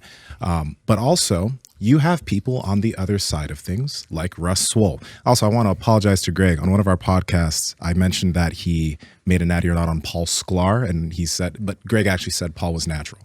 But Russ Swole is an individual, pull him up, please, who consistently gets drug tested. Russell or he, yeah. Russell or he consistently gets drug tested because he's a IPF pro. He probably doesn't want me to bring his name up in this conversation, but he looks crazy. He's been lifting for a long time. He's been an athlete for a long time. Greg made a natty or not on him. That initial natty or not, Greg said that there's absolutely no chance that Russ is natural because Greg didn't actually understand that Russ consistently gets drug tested. He made a video maybe a few weeks later because he found out, wow, this guy's always getting drug tested and he's always randomly drug tested and he's natural. God, look at that fucker. He's 5'7", 200 pounds, right?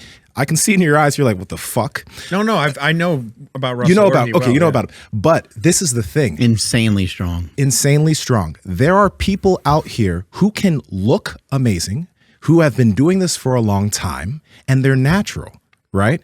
But everything gets lumped in this industry. I think that's part, I've seen some of your content, and it seems that you've distanced yourself from the natty or not type content. And my assumption is because it is purely speculative and you can't really know. What are your thoughts on that? Yeah, no, a lot of it is just like, even when I first got into it, it was just people asking for my opinion, like no different than if you're, watching UFC with your bros or whatever, you watch like The Rock movie, you're just like, oh, what do you think about this? And it's like, at a point, answering every single person who's asking, you might as well just make a video is what I thought. It's like, this is what I think. And then people just really liked it. So, so that's sort of how it stemmed. But yeah, some of it, it's highly speculative, and I like to be more, conclusive in what I'm talking about. So oftentimes I would rather talk about, if I'm going to be talking about something to do with, there's like blood work to reinforce or something that's more like science-based rather than just speculation. So, yeah, like I've like highly considered just, going the full-blown information dense route and not doing that stuff whatsoever. So I don't know what that looks like in the future, but yeah. What do you guys think about somebody that is an entrepreneur that makes a tremendous amount of money? It's well known that they make a lot of money and they just never tell anybody how they make it. Awesome. Like, can they keep that to themselves? Like, so in the case of a steroid, like, let's say you're Lawrence Taylor and you play a lot of your career on crack. No. Can you keep that? I know where you're going with this because like it is like The Rock. You're like we're just continually beckoning him to say that he takes gear, and it's like I think pretty obvious that he does, but there's like we'll never know, like for sure. No one will ever know, but. What if he just never talks about it ever? Yeah. I don't know. It's a very strange thing. I think he may have talked about it. He said he experimented as a teenager and then he just kind of left it there, but then never did it again after. But it was just interesting because to make a specific statement, it's one thing to just brush it off and deflect, but then when you make specific statements like, why would you use tests for replacement therapy to double your test when you could just use the 9 essential tenets? And it's like, well, You don't do that. What is possible? Do we have any idea what's possible? Because I've been around a lot of people that have like said naturally. Yeah, that have said they're natural. John Cena is one of them. Somebody he's been a longtime friend, and John has in his gym. He's got all these tests, not testosterone. He's got all these tests on his wall where he was actually supposedly third party tested, not by Vince McMahon in the locker room. Supposedly he was tested for performance enhancing drugs in whatever different ways they do that, and he's got all these tests that show that he's never been on them or whatever.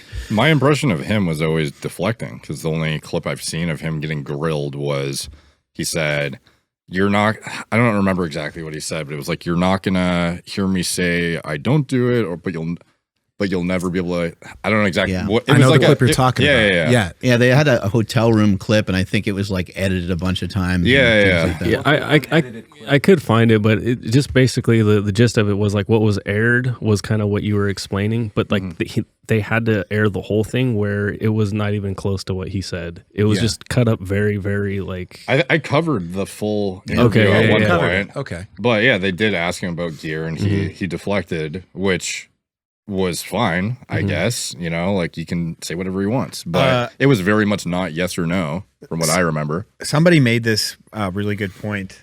I could be wrong, by the way. I'm just remembering it how I saw it, and it was very much like a half answer, which you can take from that what you will, sort of thing. He basically, I mean, not so much anymore. He's a little older. He's out of wrestling, but he had like 20-inch arms. He's got a small waist. He definitely is a mutant. Like his wrists are really big. His kneecaps are like really as far big. as I know, he's not calling people subprimal if they're on TRT. He's not doing that. Yeah, right. You can go and crank that thing down because it keeps getting loose on you. Yeah, just crank it down. Way this way. Just tight, lefty loosey, righty tighty. Yeah, it's just it worse. It's getting That's worse. Yeah. yeah. This is nice. Jacket. Now it's all up in your nose. There you go. Jacket for him, Mark. Jacket. There you go. There you go. So somebody. Thank you. When I was getting into weightlifting, I Reddit weightlifting was like my place for information. This was right around 2013, 2014. And someone was like, "Man, I really want to know what's possible naturally. Like, what lifters could I look at?" And somebody answers it and says, "Well, you're probably going to have to go back to around 1950 to absolutely know, because even then, the people had already been like experimenting. But I think it was Dianabol, or there were some drugs that were like the first to kick off, and it was just easy. It's just like or certain pro hormones. People didn't even think about it, I don't think. Yeah. So you can gather that, like, if you want to see like the strongest people ever guarantee that they're natural, you have to go back in time and look at potentially like Paul Anderson or something. But even then, like, you don't know. I would say, maybe not even bodybuilders, like strength athletes, weightlifters, things like that. I think that's like the only way you can like guarantee. That's also really interesting, because like the fatter athlete, you would never even really assume that they take steroids, or the general population would never suspect some of the guys that are real big, because they got tons of muscle and body fat. Right. That kind of covers up the muscle. Yeah.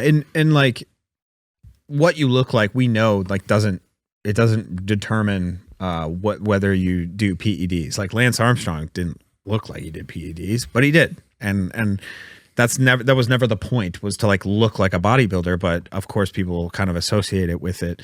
But one thing I can say is, like, I'm from a sport where, like, I just on my podcast talked about this guy Valentin Hristov and his account of the drugs that he took on the Bulgarian team. And it's absolutely insane, the amount of drugs. Max was just on the show saying, "You want to know what they do in Russia? They found out whose parents were cool, and they started giving kids right at puberty drugs." That's right out of the mouth of a Russian coach. Okay, like, this is not just some sort of, we don't know what they're doing or whether they're doing. It is embedded within my sport. So to think like we're changing things, and it's like we're too far gone. So we will never know what's like naturally possible unless we're literally having someone piss and take their blood every single day, at least twice a day, for like 2-3 straight years. I know of some athletes who they were like pretty much using the same hole to like blood test them. That's how many times they were getting tested. They're out in the UK. Like these guys were literally getting tested every single day in certain places and certain times because UKADA wanted to fucking get them. And the same thing. Is yeah, that like UK. Oh, okay. Yeah, anti-doping agency. And it's a kind of a similar situation in certain times with USADA. You can obviously get around it. Everyone can get around it. So like, it sucks because you could say even with Russell, like I'm not going to say he's on drugs. I'm not going to say like that's between him and God, you know, because like no matter how many tests you take, someone can always say there's a way to get around tests. You know, that's the nature of this whole natty or not exactly on the internet, though. But I will say this though, like in weightlifting specifically, people have to understand that it is different situations from country to country. And it has been that way for a long time. And every time I bring this up, I'm sorry, I'm going on a little rant here, but every time I bring this up, people are like, you like sound like you're just like coping for the US and you think US is good and everyone else is bad. It's like, America. Dude, we're the biggest abusers of steroids on the planet. I'm not saying that, but if you want to compare what USADA does compared to what the Bulgarians have done in the past, or even like the current Bulgarian team, or even the current Colombian team, or whatever, like China, it's not even close. Yeah. It's not even close, and it's so obvious to me. I'm not excusing anything, but if we can't see that advantage there, it's ridiculous. You know, I'm sorry, that was just a big roundabout way of saying like we just will never know anything. I love your passion, dog. You know, like the John Cena thing, like did he have does he have a what is it, a passport, or what's the thing where it's biological passport? Biological passport, and then if there's something off, are we doing a carbon something off? Are we doing a carbon isotope test? Are we like doing all that? Like you could just push the goalposts every fucking time on him. There's a lot of really, really young guys in their early 20s who are like, that sounds like heaven. Having sex with all these women, that sounds great. And there's a community, it's the red pill, right? I don't know if you've heard of it, the whole red pill type of ideology, but those men generally look at the ability for just men to sleep with multiple women as an ideal. Like even if you become a high value man, as they call it, meaning women want you, you have a high net worth, whatever, at that point, yeah, you can have a woman and a family, but since you're such a high value man and women want you, you should be able to sleep with kind of as many women as you want, even though you have somebody at home. Now, it's just interesting how you were, you know, you did all the things that these men want to be able to do, and you were also rich at the time, right? But you now on the other side at 48 years old, you have a loving wife, a family.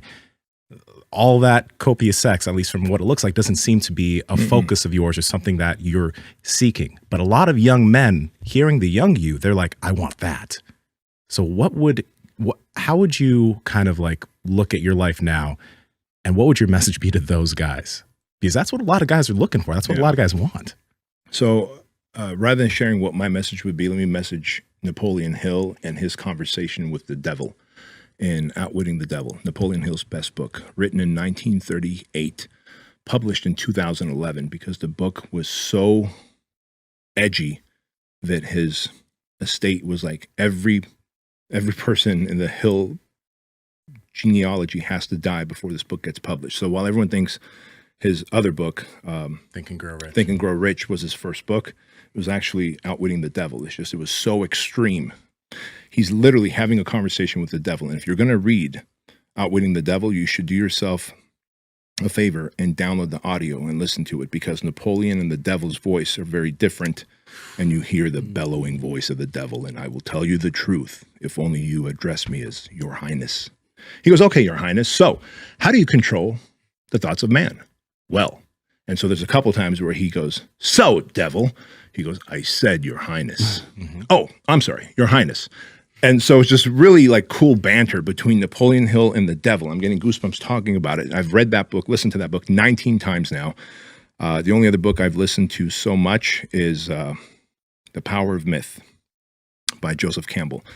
But he talks about the drifter.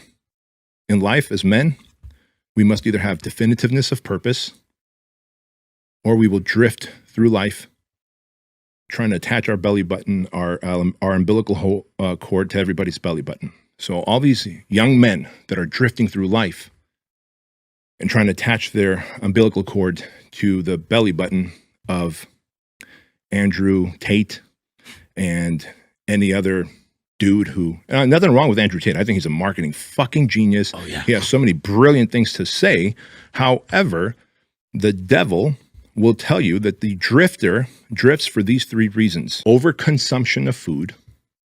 When we overconsume food, our body is unable to, he says, process all that food, and therefore it has to create poison, and that poison has to show up in our, comes out, some of it is feces and urine, but others, it goes into our system. This man is writing this in 1938. It causes toxicity, yeah. Causes toxicity and shows up in your bile, into your blood, right? And it's so fucking true. Like what we have studied today, he predicted back then.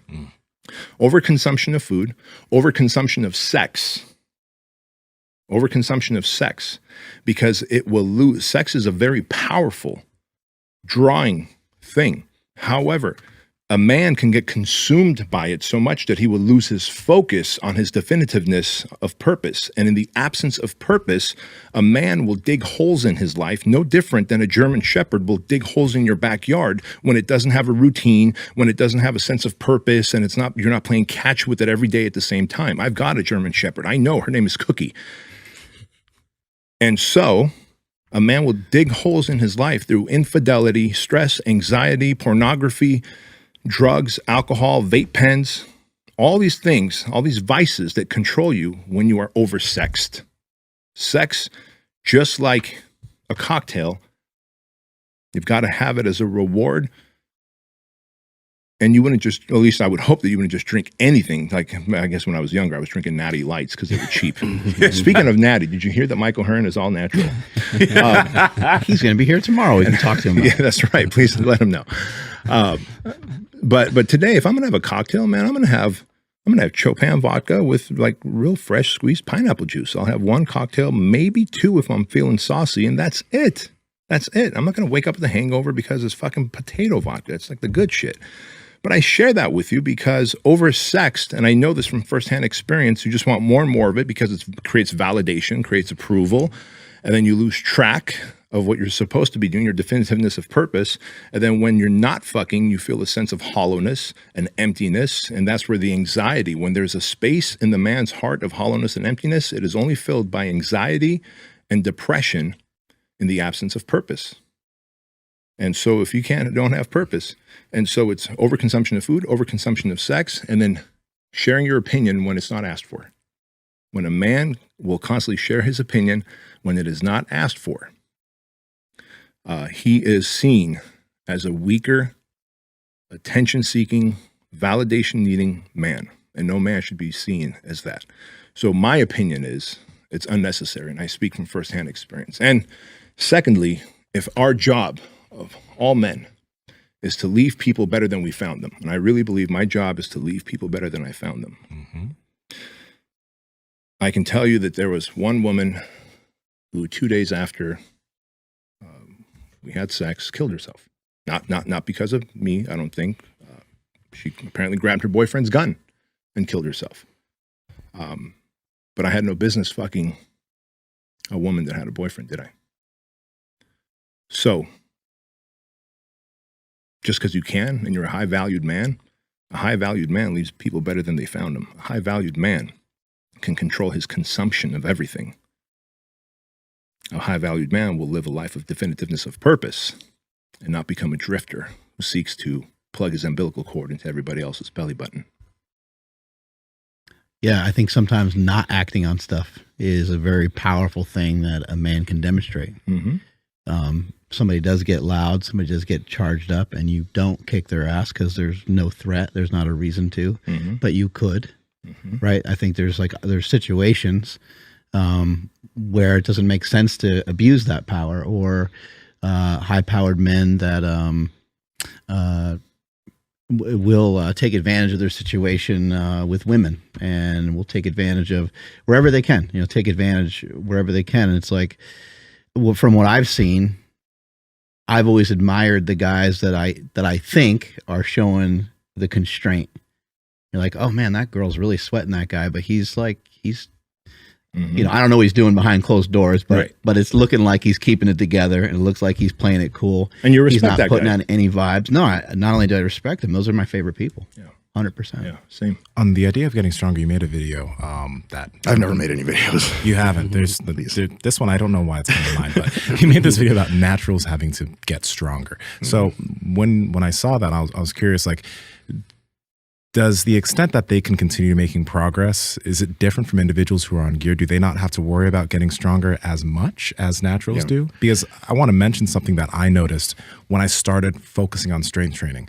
From the time I was 13 to about 22, none of my training was focused on strength. I was just increasing volume because I also did sports at the time. And I wasn't focusing on increasing the strength of my squat, deadlift, etc.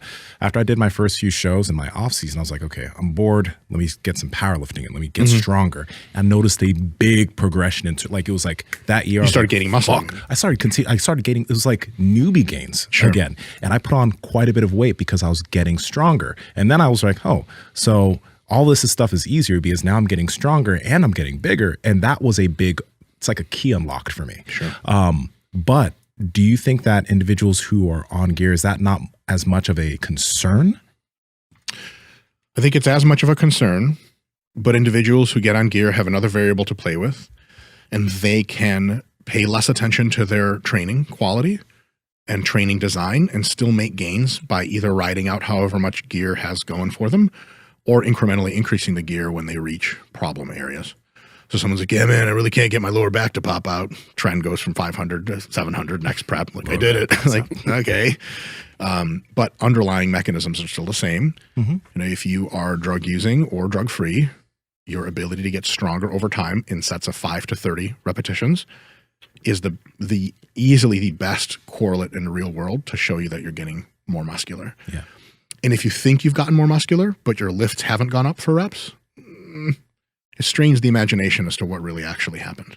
Because, like, you know, you guys ever see, this is another, this is more me talking shit. Like some bodybuilder will post on Instagram and it's like a before and after or a side by side, and they're like, I didn't get any stronger this off season, but I felt like I'm bringing more quality. And you're looking at the picture like, it was a minute out, and you're like, motherfucker, are you out of your mind? Or one of those, like, I don't know which one's the better picture. Did you get weaker? That sucks. So if you track your reps and sets and how strong you are for reps, both seeking to increase the strength a little bit over time and using the strength as a barometer of am I doing a good job is a swell idea for everyone, drug-free or not. A lot of the natty people will say, we just got to focus on strength. There's all that other shit like pump work doesn't work. That's actually bullshit. Pump work works for everyone. It's been vetted, actually exclusively naturals. Can you explain pump work, by the way, for those? So any kind of muscle growth training that results in a temporary cell swelling response for the muscles, aka the pump, the only reason to be alive, maybe, or it's like coming or something. It's whatever. like coming. Look at my pump. So you know, I have a shitty Arnold impression. It's great. I mean, it's shitty. So the pump actually, so back in the day, they used to say that it was nothing. It was just blood. It was irrelevant. And especially in the last 5 years, there have been. What is wrong with us? Why do we say stuff's irrelevant? You know, it's like, it seems so obvious that it does something. Your arms swell up, they get bigger. You're like, right there on the spot. Oh, that doesn't do anything. Yeah. Well, so I would categorize, I would go even further. There's two ways to say it. You could say, well, it's not really, there's no evidence that the pump makes you more jacked, which was true in the 90s. There was no evidence for it. But not having evidence for something is very different than there being evidence against it. So you say the pump doesn't do anything. And my retort was like, how do you know that? They're like, well, it's just cell swelling. I'm like, how do you know that's not mechanistically tied to growth? And they'd be like, what's mechanistically mean, you fucking nerd asshole? And then I would get punched in the face. I would begin to cry. And then I would do curls so that I never got hit in the face again. And my face got bigger, so now it's hard to punch. Your face is very muscular. Thank you. You're welcome. Thank you. So the pump has been shown in numerous studies that is cell swelling to actually be a trigger of hypertrophy. It actually grows muscle for you to get a pump. And also I fucking knew it. Yeah. The metabolites, like all that, you know, the painful burn stuff in the muscles that actually causes a pump.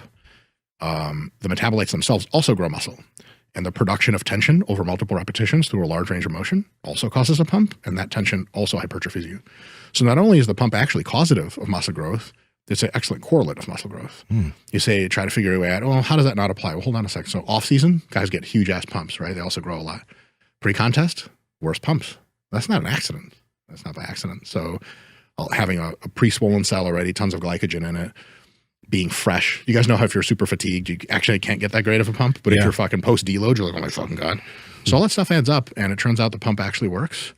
So, you know, if you're getting really great pumps, that's a pretty good sign that everything's going well in your life. But if you're not getting great pumps, it's terrible. And if you're drug-free, training that makes you progressively stronger while utilizing tension, metabolites, and things that result in a pump are all really great things to use. Yeah. Same thing for guys on gear. But again, the confounding factor is guys on gear can sometimes get away with real dumb shit just because they can just keep upping the dose. And they're like, how come pro? And a lot of times people try to learn from that, and they're learning from a mistake. So say, well, man, pro bodybuilders don't use full ROM. How come they're fucking big? You're like, well, it's two things. One, how do you know that if they didn't use full ROM, they'd be bigger? The second thing, this is going to be mean. This is a mean comment. Not all, but a significant fraction of high-level bodybuilders, they're not kind of people that you take advice from on anything. And it's easy to fanboy the fuck out of these people. You never met them, never talked to them, but you meet and talk to these motherfuckers and you're like, holy shit, you have no idea what's going on. I mean, like in your personal life as well as lifting. And you say like, you know, what's the rationale for you doing curls like this or like that? And like, you know what I'm saying, man? Just getting after it. You're like, let me write that down. It's fucking brilliant. Einstein, Newton, that guy. Same, so Mount Rushmore of science right here. So a lot of times before looking up to people, maybe look if they have a modicum of intelligence. Because like they can't give you their genetics, right? Like I can't look at someone's bicep peaks and be like, I can has? I mean, you can ask. But maybe you can touch it. Maybe they'll let you rub your face on it. They'll let you ideally. touch it. Oh, yes, they'll let you touch it. Everything for a price in bodybuilding, of course. Yeah. But if you actually want to learn stuff from people, maybe try to see some YouTube videos of theirs if they sound like they've thought shit through. Now, some people are not very verbally oriented or even communicative, but they could have a very decent philosophy of training. Maybe at some point someone sort of gets that out of them. Or if you look at their training, you follow them on social media, maybe try to see if you can discern some kind of structure or pattern. If you can't discern a pattern, maybe there's not a pattern. And then maybe like when you ask the guy, like, so what do you think about best tricep exercises? Whatever dumb shit comes out of his mouth is not an intelligent assessment of the world. It's just like, well, I feel like XYZ. Like I could have fucking told you that. Thanks for nothing. And then you ask, why is that guy jacked? 15 years of lifting, amazing genetics. He was that guy in high school that you were like, how old are you kidding? 38? Fuck, you have a mustache. We're in freshman year of high school. That's probably you guys, huh? That was Nsima for sure. Nsima was beating up adult men. Nsima got checked for his birth certificate. Yeah, when I was 16 playing soccer, the parents on the other team were like, I want that kid's birth certificate. You know you're Nigerian when. He was also a medical doctor at the time. Do you guys know that one? Yeah. No? You talking about the black kid who was like, he had a clinic? No. I was referencing nothing specific. I've never met a single Nigerian that wasn't an exceptional athlete, medical doctor, or computer engineer. Yeah. Maybe chemical systems engineer or something. Yeah, a few of those. It's in the culture. Doctor, lawyer, engineer. Unbelievable. I actually was in the hospital once, and I had a doctor who was Nigerian. I was like, can I ask you like sort of a personal question? And she's like, Jesus Christ. Now, she didn't say that. She was like, yes. I was like, you know, what's it like if you're a Nigerian family and you decide not to go to school, like to college? And she literally did the same thing you just did. She's just like, that's not a thing that happens. I was like, well, like pretend. And she's like, there would be a 30-person extended family sit-down intervention to make sure you went to school. She thought I was asking a different question. That's what happened to me. There you go. You went to school. And they're like, shut up. What she thought I was asking was, what if they go for a non-STEM degree? So she's like, if you try to like major in English, they will still sit down with you and be like, are you sure about this? No art, no philosophy, no nothing like that. That doesn't like bring home the bacon. No. It's not a real degree. Unbelievable. Yeah. I love it. But a quick add-on question to that, because like, do you think that when I mentioned that I wasn't focusing on getting stronger, like I was doing like my what people would call accessory movements, but I was not focusing on getting stronger on big compound movements. And that is something that like made a big difference for me when I started doing that along with all of the bodybuilding work. Sure. And my rationale for that was because I can move so much more volume with these movements. Sure. That it was beneficial. Do you think that is something necessary for natural athletes to do, or can they just focus on maybe progressing some machine movements, etc. They don't need to do big compounds to get a breakthrough in their training. I would put a lot of money in my entire professional reputation on the fact that you don't need compound movements to progress. There we go. But for some people, it works really well. And if you're one of those, so for me, like I never grew better than barbell rows, standing overhead presses, high bar squats, good morning, stiff-legged deadlifts. All that stuff is fucking amazing. And when people like say, well, you know, that stuff, I don't feel my hamstrings doing a stiff-legged deadlift. I'm like, shut the fuck up. What are you, nuts? But like, maybe not everyone does. So I think if you find movements that work well for you, work well for your body, and then you push them shits hard over time, adding a rep here and there, 5 pounds here and there, and after a while, you either jacked or it turns out you had shitty genetics the whole time. Then you cry a lot. But you can cry a lot anyway. Yeah, that was kind of a similar question that I had. So like I like to focus on just chasing the pump sometimes because time's limited. I train, like I get a lot of my training ideas from my buddy Doug Brignoli, which I know you just recently crossed paths with. Eye lasers. But is there like I guess, is it a mistake to just like go in and chase the pump like more often than, I don't know, trying to like, I'm going to go deadlift or something. Like, you know, I don't want to really do the big three right now. So I'm just focusing on more of the hypertrophy stuff and then like, just getting after the pump. Yeah. So like if you're consistently getting really good pumps, you will probably continue to hypertrophy for some time. What you may find at some point is pump is subjective, and you may find that like, I'm getting good pumps, but maybe I could get great pumps if I pushed harder. Then you have to ask yourself the question of how much harder. And you don't actually know until you start referencing your performance to an objective standard. So how much harder can I do these pull-ups? Well, how many pull-ups can I do if going to my head? 12, okay. Well, I've been doing 6. So that's 6 reps in reserve. Let's look at the old scientific literature. Oh, turns out I'm a fucking idiot and I haven't been going hard enough. And then you think you're getting pumps and you go and fucking do a set of 11 in the pull-ups and you're like, holy lats. And like, okay, now I'm really getting pumps. And then, so by referencing yourself to objective standards of strength, if you find that your training is not going great and you're not making progress, that's the real fucking easy way. Because for example, if you're barbell bent rowing 185 for sets of 10 and your bodybuilding coach is like, or whatever, your TikTok influencer fans are like, you need a bigger back, you suck. And you're like, oh no, commentator, you like their comment, you rearrange your whole life to get a bigger back. You should be curious as to see your barbell row go from 185 for 10 to like hopefully higher than that. Because if someone says, how do you know your back is growing? You know what I'm saying? Pictures light's different. You're trying to get set up with 24-hour fitness. The 85-year-old Chinese man knocked your camera down because you're in a fucking public locker room. Fucking guy. Other people's dicks on the shit you have to get rid of. You know, the pictures. You guys know what I'm talking I know about. what you're talking Tuesday about. night. Yeah. So at some point, you know, you don't want to not be sure that you're spending, because also here's another problem. You're in an off-season phase, you'll get a little fatter as well as muscular, and the fat obscures the muscle. So someone's like, are you gaining muscle? You're like, I hope some shit's happening underneath there. But if you a reference to a standard, 185 for 10 is my best bent row, and then it's a few months later 195 for 10, a few months later 205 for 10, and someone's like, hey, is your back bigger? Like, well, gee whiz, you know, unless I'm getting unbelievable neural adaptations after years of knowing how to do barbell rows anyway, the only way to get stronger in a barbell row is just fucking put on more muscle. And because I'm now doing 215 for sets of 10 instead of 185, hey, I'm all the way there. So to answer your question directly, pump work is totally fucking baller. But if it ever like not or works not so great for you, or if you feel like, am I really doing what I can in the gym to get my best possible effort?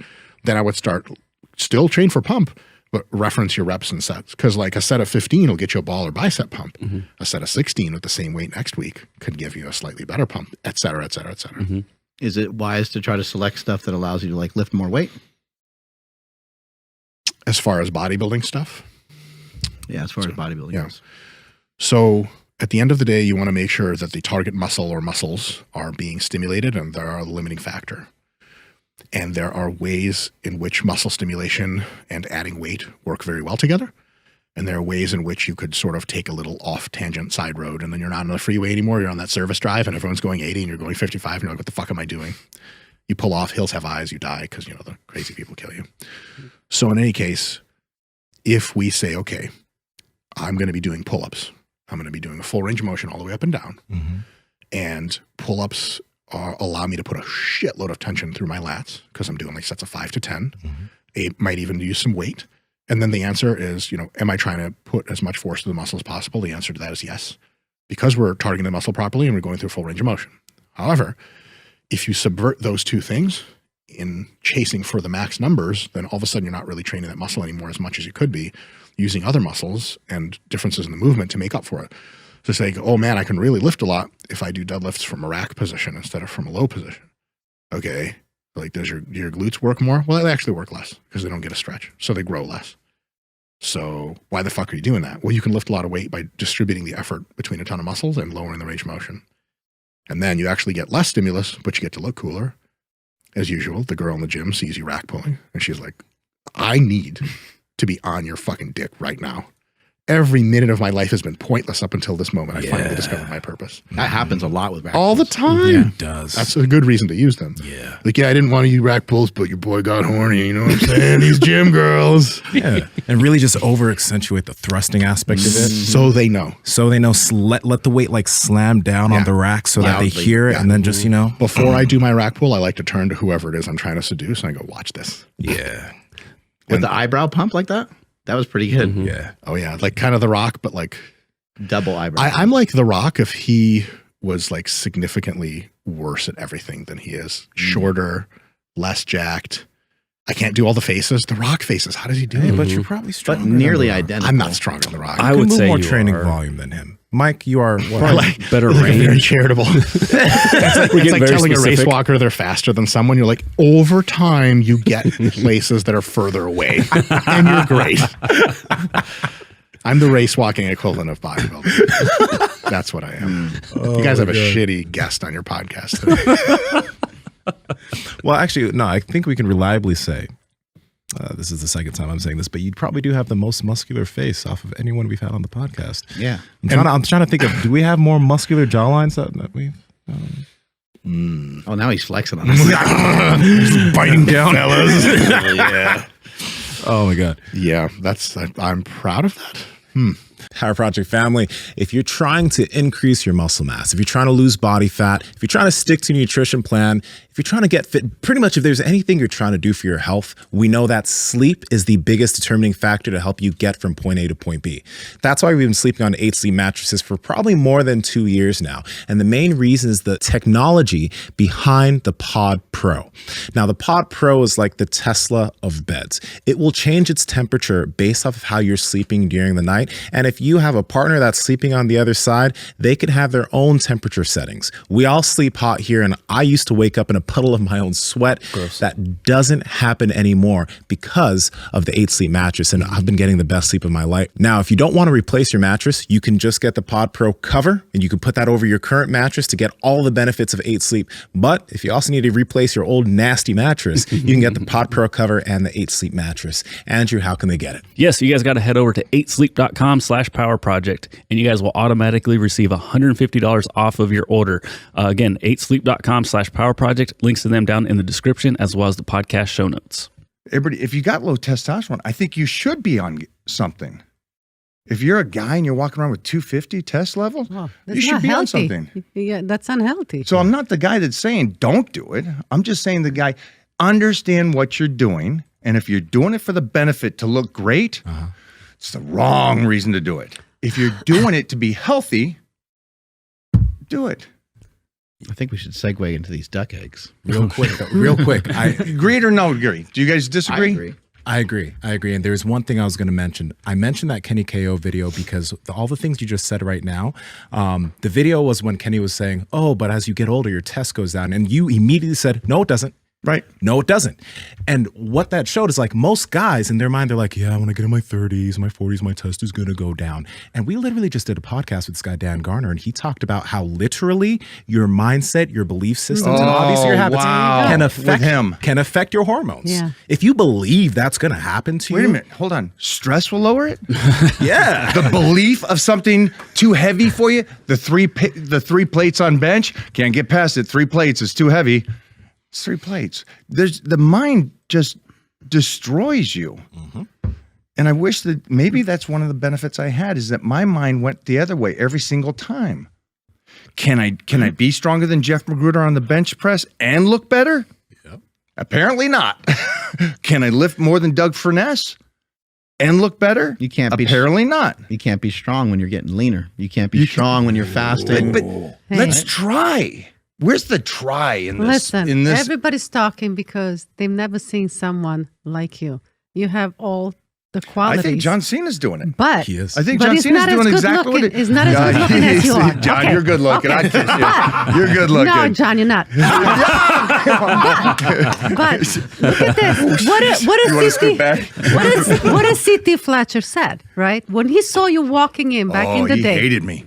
Can I use the F word? Yes. He said, fuck Michael Hearn. You know why? Because he was strong. He came and he goes, this motherfucker going to come here and take the girls. He's strong. He's good looking. He's got it all. I hate him. I don't want to. Yeah. And now he's like, all those years that my mind was thinking like that. This was like 5 years ago when we did the stuff with him. He was like, I don't know why I wasted those years being jealous. He doesn't even know what he was. He just didn't like the fact that he came in there good looking and he thought, oh, he's a pussy.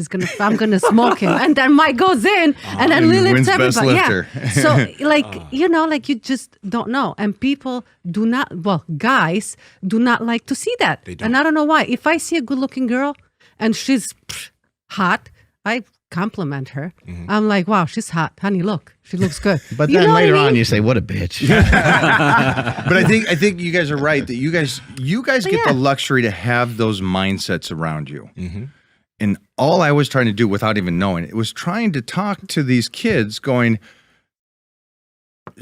there's challenges. Life's not easy. It's not. And I don't know who says it should be easy in America, but it's not easy. But keep fighting. Try to be the one that makes it. Try to be the one person that gets over the hump. And I'm just a kid from Kirkland, Washington. And now I'm sitting here with you guys seeing your creation, which is beautiful, almost made me cry back there. It's a cool thing. And to see this cat who's obviously a fake natty walking around like he does, Right. and me going like the Heath Evans, the football players, me seeing these guys in the locker room, knowing that there's these athletes that eat donuts and pizza, and they look better than the Mr. Olympia competitors. And they run, and they do their hundreds. Then they go lift up. They do everything the wrong way to be a bodybuilder, and they still look that way. Yeah. Humans are not equal. Sorry. We're not equal. There's different genetics. There's different things. But you can make yourself better no matter what your genetic makeup. And that's why I talked about Bryce. He's 50 now. He doesn't have low testosterone. It's not because of TRT. It's because he ate right from 30 to 50. And it's like, you're going to be a different creature now doing what you're doing. And again, we got you guys walking around just looking, I don't know, because you're training jujitsu, right? Yeah. So you train differently now, yes? Yeah. And you roll? I roll 3 to 5 times a week. Which is not good for bodybuilding. It's That's not what they say. It's not great to retain that muscle, right? Yeah. That's what they say, right? Yeah. But you're set up in such a way that, okay, you got some genetics, but you're not going to phone it in. But you look that good doing that. Imagine the kid out there that says, I just want to bodybuild. They'll get better. And it goes right back to what you keep pounding down. Just give it 3 months. Just give it 3 months to be 100%. And you create something different. Yeah, I think with him doing jujitsu and me messing around with some running, I mean, there's a lot of guys that run. There's a lot of girls that run and they still hold muscle. There's a lot of people that do jujitsu and they still hold muscle.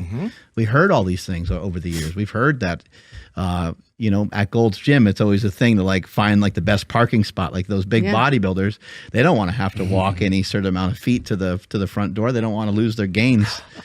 But so much of what we've learned is it's just not necessarily true, and it's definitely not true for everybody. I think the end of this, we'll talk. I'm on it. I'm not on it. Whatever you want to believe, I'm cool with that. But don't disrespect the legends before me, and that's why I hate anybody to say. And please go over there right now. I'll fish hook them like you got my shirt off. Don't say natty on my page. It's not who I am and not what I do. It's the years I've been lifting. It's the stuff that I want to teach you guys. Your belief is set up by what you say. I got Lee Haney, Barry DeMay, who's another one. I got Lee Labrada and these guys, and I'm going to go start posing with Frank Zane and Samir Bannout. So I got these kind of legends that go, I love your career. I love what you did. And those guys did some stuff. So when you come to my page and you're just saying, Michael Hearn, this is all it is, it's like, all right, guys, whatever. the legends going, I like what you did in your message. And the message is go to the positive side. Go to the positive side of that stuff on anything. On being in a deficit and moody and fasting. Step back, take a moment. But again, just with the natty or not thing, take the positive. Try not to do it. But kids, don't do it. It's like, don't do it as if you're a young kid. Get checked and don't listen to these tabloid guys because they just give you the one side. They give you the one side. Yep. Gold's Gym, 4:30 a.m. Get your ass over there. Train with Mike O'Hearn. Yeah. And see what happens. Follow some of the eating protocol. Follow some of the sleeping protocol. Even For just, years. Just well, even just for a few months. Follow some of it, or in whatever the fuck town you're in. Yeah. Just wake up early. Go do 6 or 7 exercises at 4:30 a.m. 3 or 4 days a week. Eat 5 or 6 meals every single day. Just fucking do that for a little while, and you'll be insanely shocked, like the progress that you'll make, even if somebody did that just to 60%. But you've been doing 100% for 100 years. I'm the guy that's absolutely, and that's the truth. Yes. I got a question though. If you saw these guys' physiques in the 60s or 70s, you saw her closing in on 50, having a child, and she walks around with these arms, gassed. Would you not? Would you say she's a little on something? I would. Oh yeah. Right? I mean, him? If he's walking around looking like this in the Yeah. 60s or 70s, I'd be like, that guy's doing a little something. So times have changed. Nutrition has changed. You can create these kind of bodies. And I just pulled up Archie Bunker. Do you know what Archie Bunker is? Yeah. You know how old he was in that show? No. I have no idea. 47. Wow. Almost when he started on that show, he was 47 years old. he looks. I know. Yeah. I know. In the 60s or 70s, Yeah. yeah. And so now we are here. You're in your 40s. She's in her late 40s. He looked like shit. There's a difference, Yeah. right? Can you pull up a picture? Look at that. He was 47? 48 when he started, 47, 48 when he first started. Also, He did not look healthy. what is the guy? He wasn't healthy. The guy that always puts his hand in his pants. Eminem? Bundy. Al Bundy. Al Bundy. Mhm. Check his age. And pull a picture of Al Bundy. And I think he looks better now. I think Because he does he's a jujitsu. roller. You know, he's Yeah. a 3rd degree. Oh, shit. And what? In jiu-jitsu? Gracie Jiu-Jitsu. Oh, wow. Yeah. I didn't know that either. So look again. Yeah. This is another guy in his 40s in this photo. Times have changed. Nutrition has changed. And he used to train at Gold's Gym when I first got there. Yeah. Wow. Amazing. It's a different world. You can eat healthier. You can be healthier. You can get sleep. You guys know about sleep, how important that is. That's something I really messed up as a kid. That 3 o'clock, 4 o'clock in the morning probably wasn't the best thing for me. But I never missed a workout. I never missed meals. So maybe in some sense, a percentage of it did help. But my point here is we're changing things. And this next generation could change it again. Yeah. So these 20-year-olds that are out there right now, and I'm going to meet a 21-year-old today. Yeah, candy. Imagine him in 30 years. Shit. With what we're learning about how your mindset is. It allows people to bolster down on their personal belief systems. Like, there are guys. What does that mean?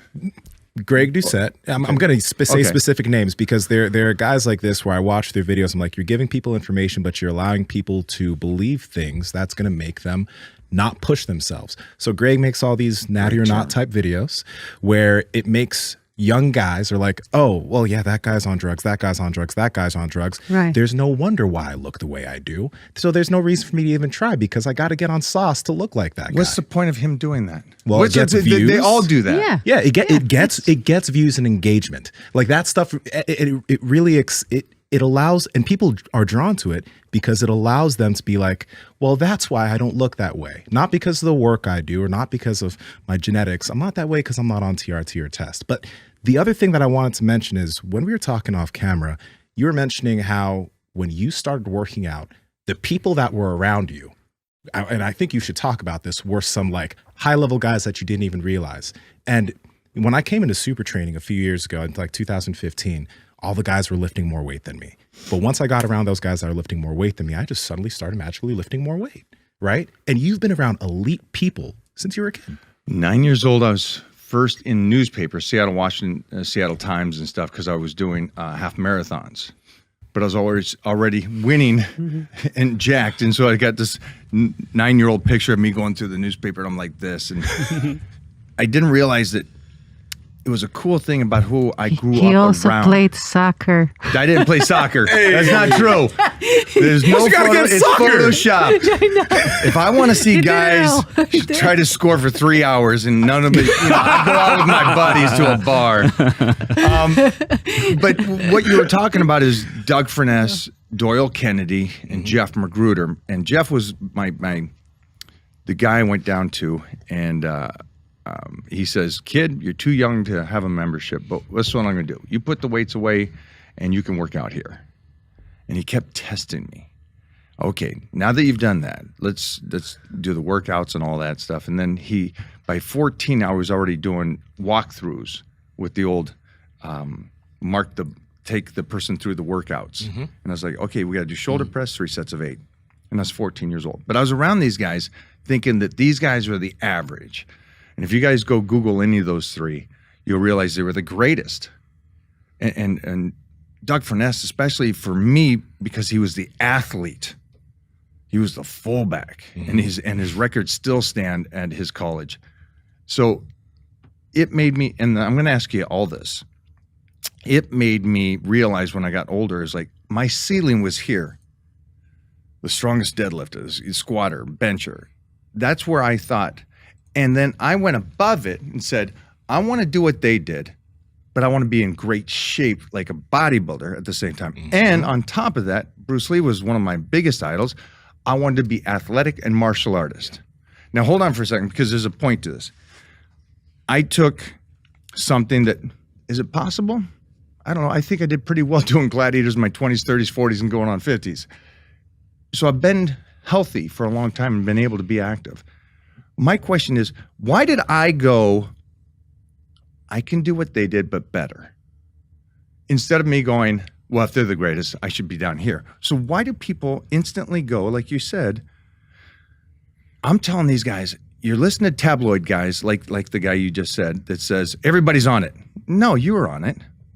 You held it for a second, and then you don't look as good as her, and you're the same age. She lifts more than you now. So it's not this miracle thing that you get to keep. It's not that. But why wouldn't they go, I don't care if this guy did or didn't do it, I'm going to be better than him. And try to one up instead of going negative, going, I'm phoning it in, forget it, they're all on it, I'm out. Why do people do that? I think it just gets attention. And people don't care. No, not them. Not the people that are doing the bad stuff. Yeah, it's because they have. I love Kenny.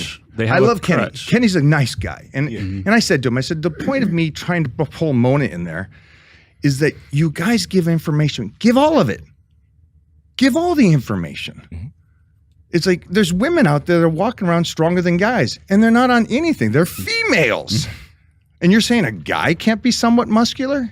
It's like, you guys look for excuses. And that was my point of bringing Mona in there going, listen, you're on it. You're a young kid. You're 20 years younger than her. She just had a kid. Show your body. Show your muscles. And that was the point of pulling it in there, trying to show these guys and go, there's some kids out there that I'm going to reach that are in, small towns, and they're going to be the genetic freaks. Like I'm going to meet a genetic freak later today. Oh, yeah. But those kids go, I'll be the one. Where the majority of society goes, no, I want to hear the excuse so I can phone it in. Can you guys tell me why humans do that? I can't even really imagine, because I'm just thinking about when I started lifting, I was in a similar culture that you were in as well.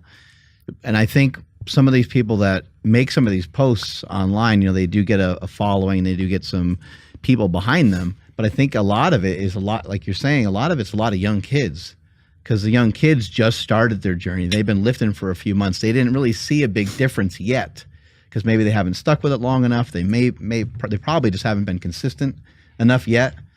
But what happens if you double down and start to go all in rather than only making it twice a week and missing a week and so forth? What happens if you go 4 or 5 days a week and you do that for 3 months and you have a powerlifting meet coming up and you have a plan and a program and you start to eat better, you start to sleep better? A lot of the gains and stuff like that, they're going to come super fast. And as soon as they do, other people are going to say, you can't do that at 15 years old. That guy's got to be on steroids. Right. They'll start accusing you. I mean, I'm sure you've been accused since the time you were young. I was 16, yeah. I was 16. accused when I was really young. I didn't start till I was 12, but everybody thought I started when I was 11. Steroids, that is. No, I'm just kidding. I was accused when I was pregnant. Yeah, a little growth hormone for Titan, right? Titan, yeah. Tren milk. No, I've had people, they always want to talk, the steroid thing. And even now, many years later, after Bigger, Stronger, after I said my piece, after I said, yes, I do use performance enhancing drugs, and I still use them today, I am very open about it. But even when I post something about my diet or post something specifically, like here's what I'm doing for running and here's what I'm doing with my lifting and they're like, yes, well, it's easy for you to say because you're on stuff. Right. There was a time when I wasn't on stuff. And when I was in my 20s, when I first met Mike, I was still in shape. I was still strong. I wasn't completely ripped or shredded, but that was not the main focus at the time. I was playing football and doing some other things. If I put my energy into that, I'm not sure exactly what would happen. But when we first met, it wasn't like I was tiny. I was probably 215. So I was only, 20 pounds, 15 pounds lighter than I am right now. So I think a lot of people, they don't understand what you can push yourself to.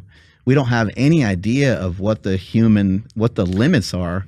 We're going to find out, though. I just saw a post the other day. I sent it to you guys. The guy was saying that all of the times for women in track, 100 meter, 200 meter, 400 meter, this guy thinks they're all drug induced because they're from the 80s and no one's ever even come close to them. But what it makes me think is like, okay, well, there was a lot of records that have been broken in other track. And so are you saying that the men's records are somehow more legitimate? Like, did they get tested more rigorously, or, you know what I mean? So like, we're missing something here. Right. we're missing something in the discussion because of the fact that I think there's a portion of society that says, I don't need to do it, and I can throw it on steroids. Okay, you can say whatever you want about me. I'm on it, not on it. But it seems like an excuse because I'm not relevant to your life. I'm not relevant to their life. So it doesn't matter if I did or didn't do it. What matters is the possibilities of what you can create for you. Yep. And they keep going, no, it's this.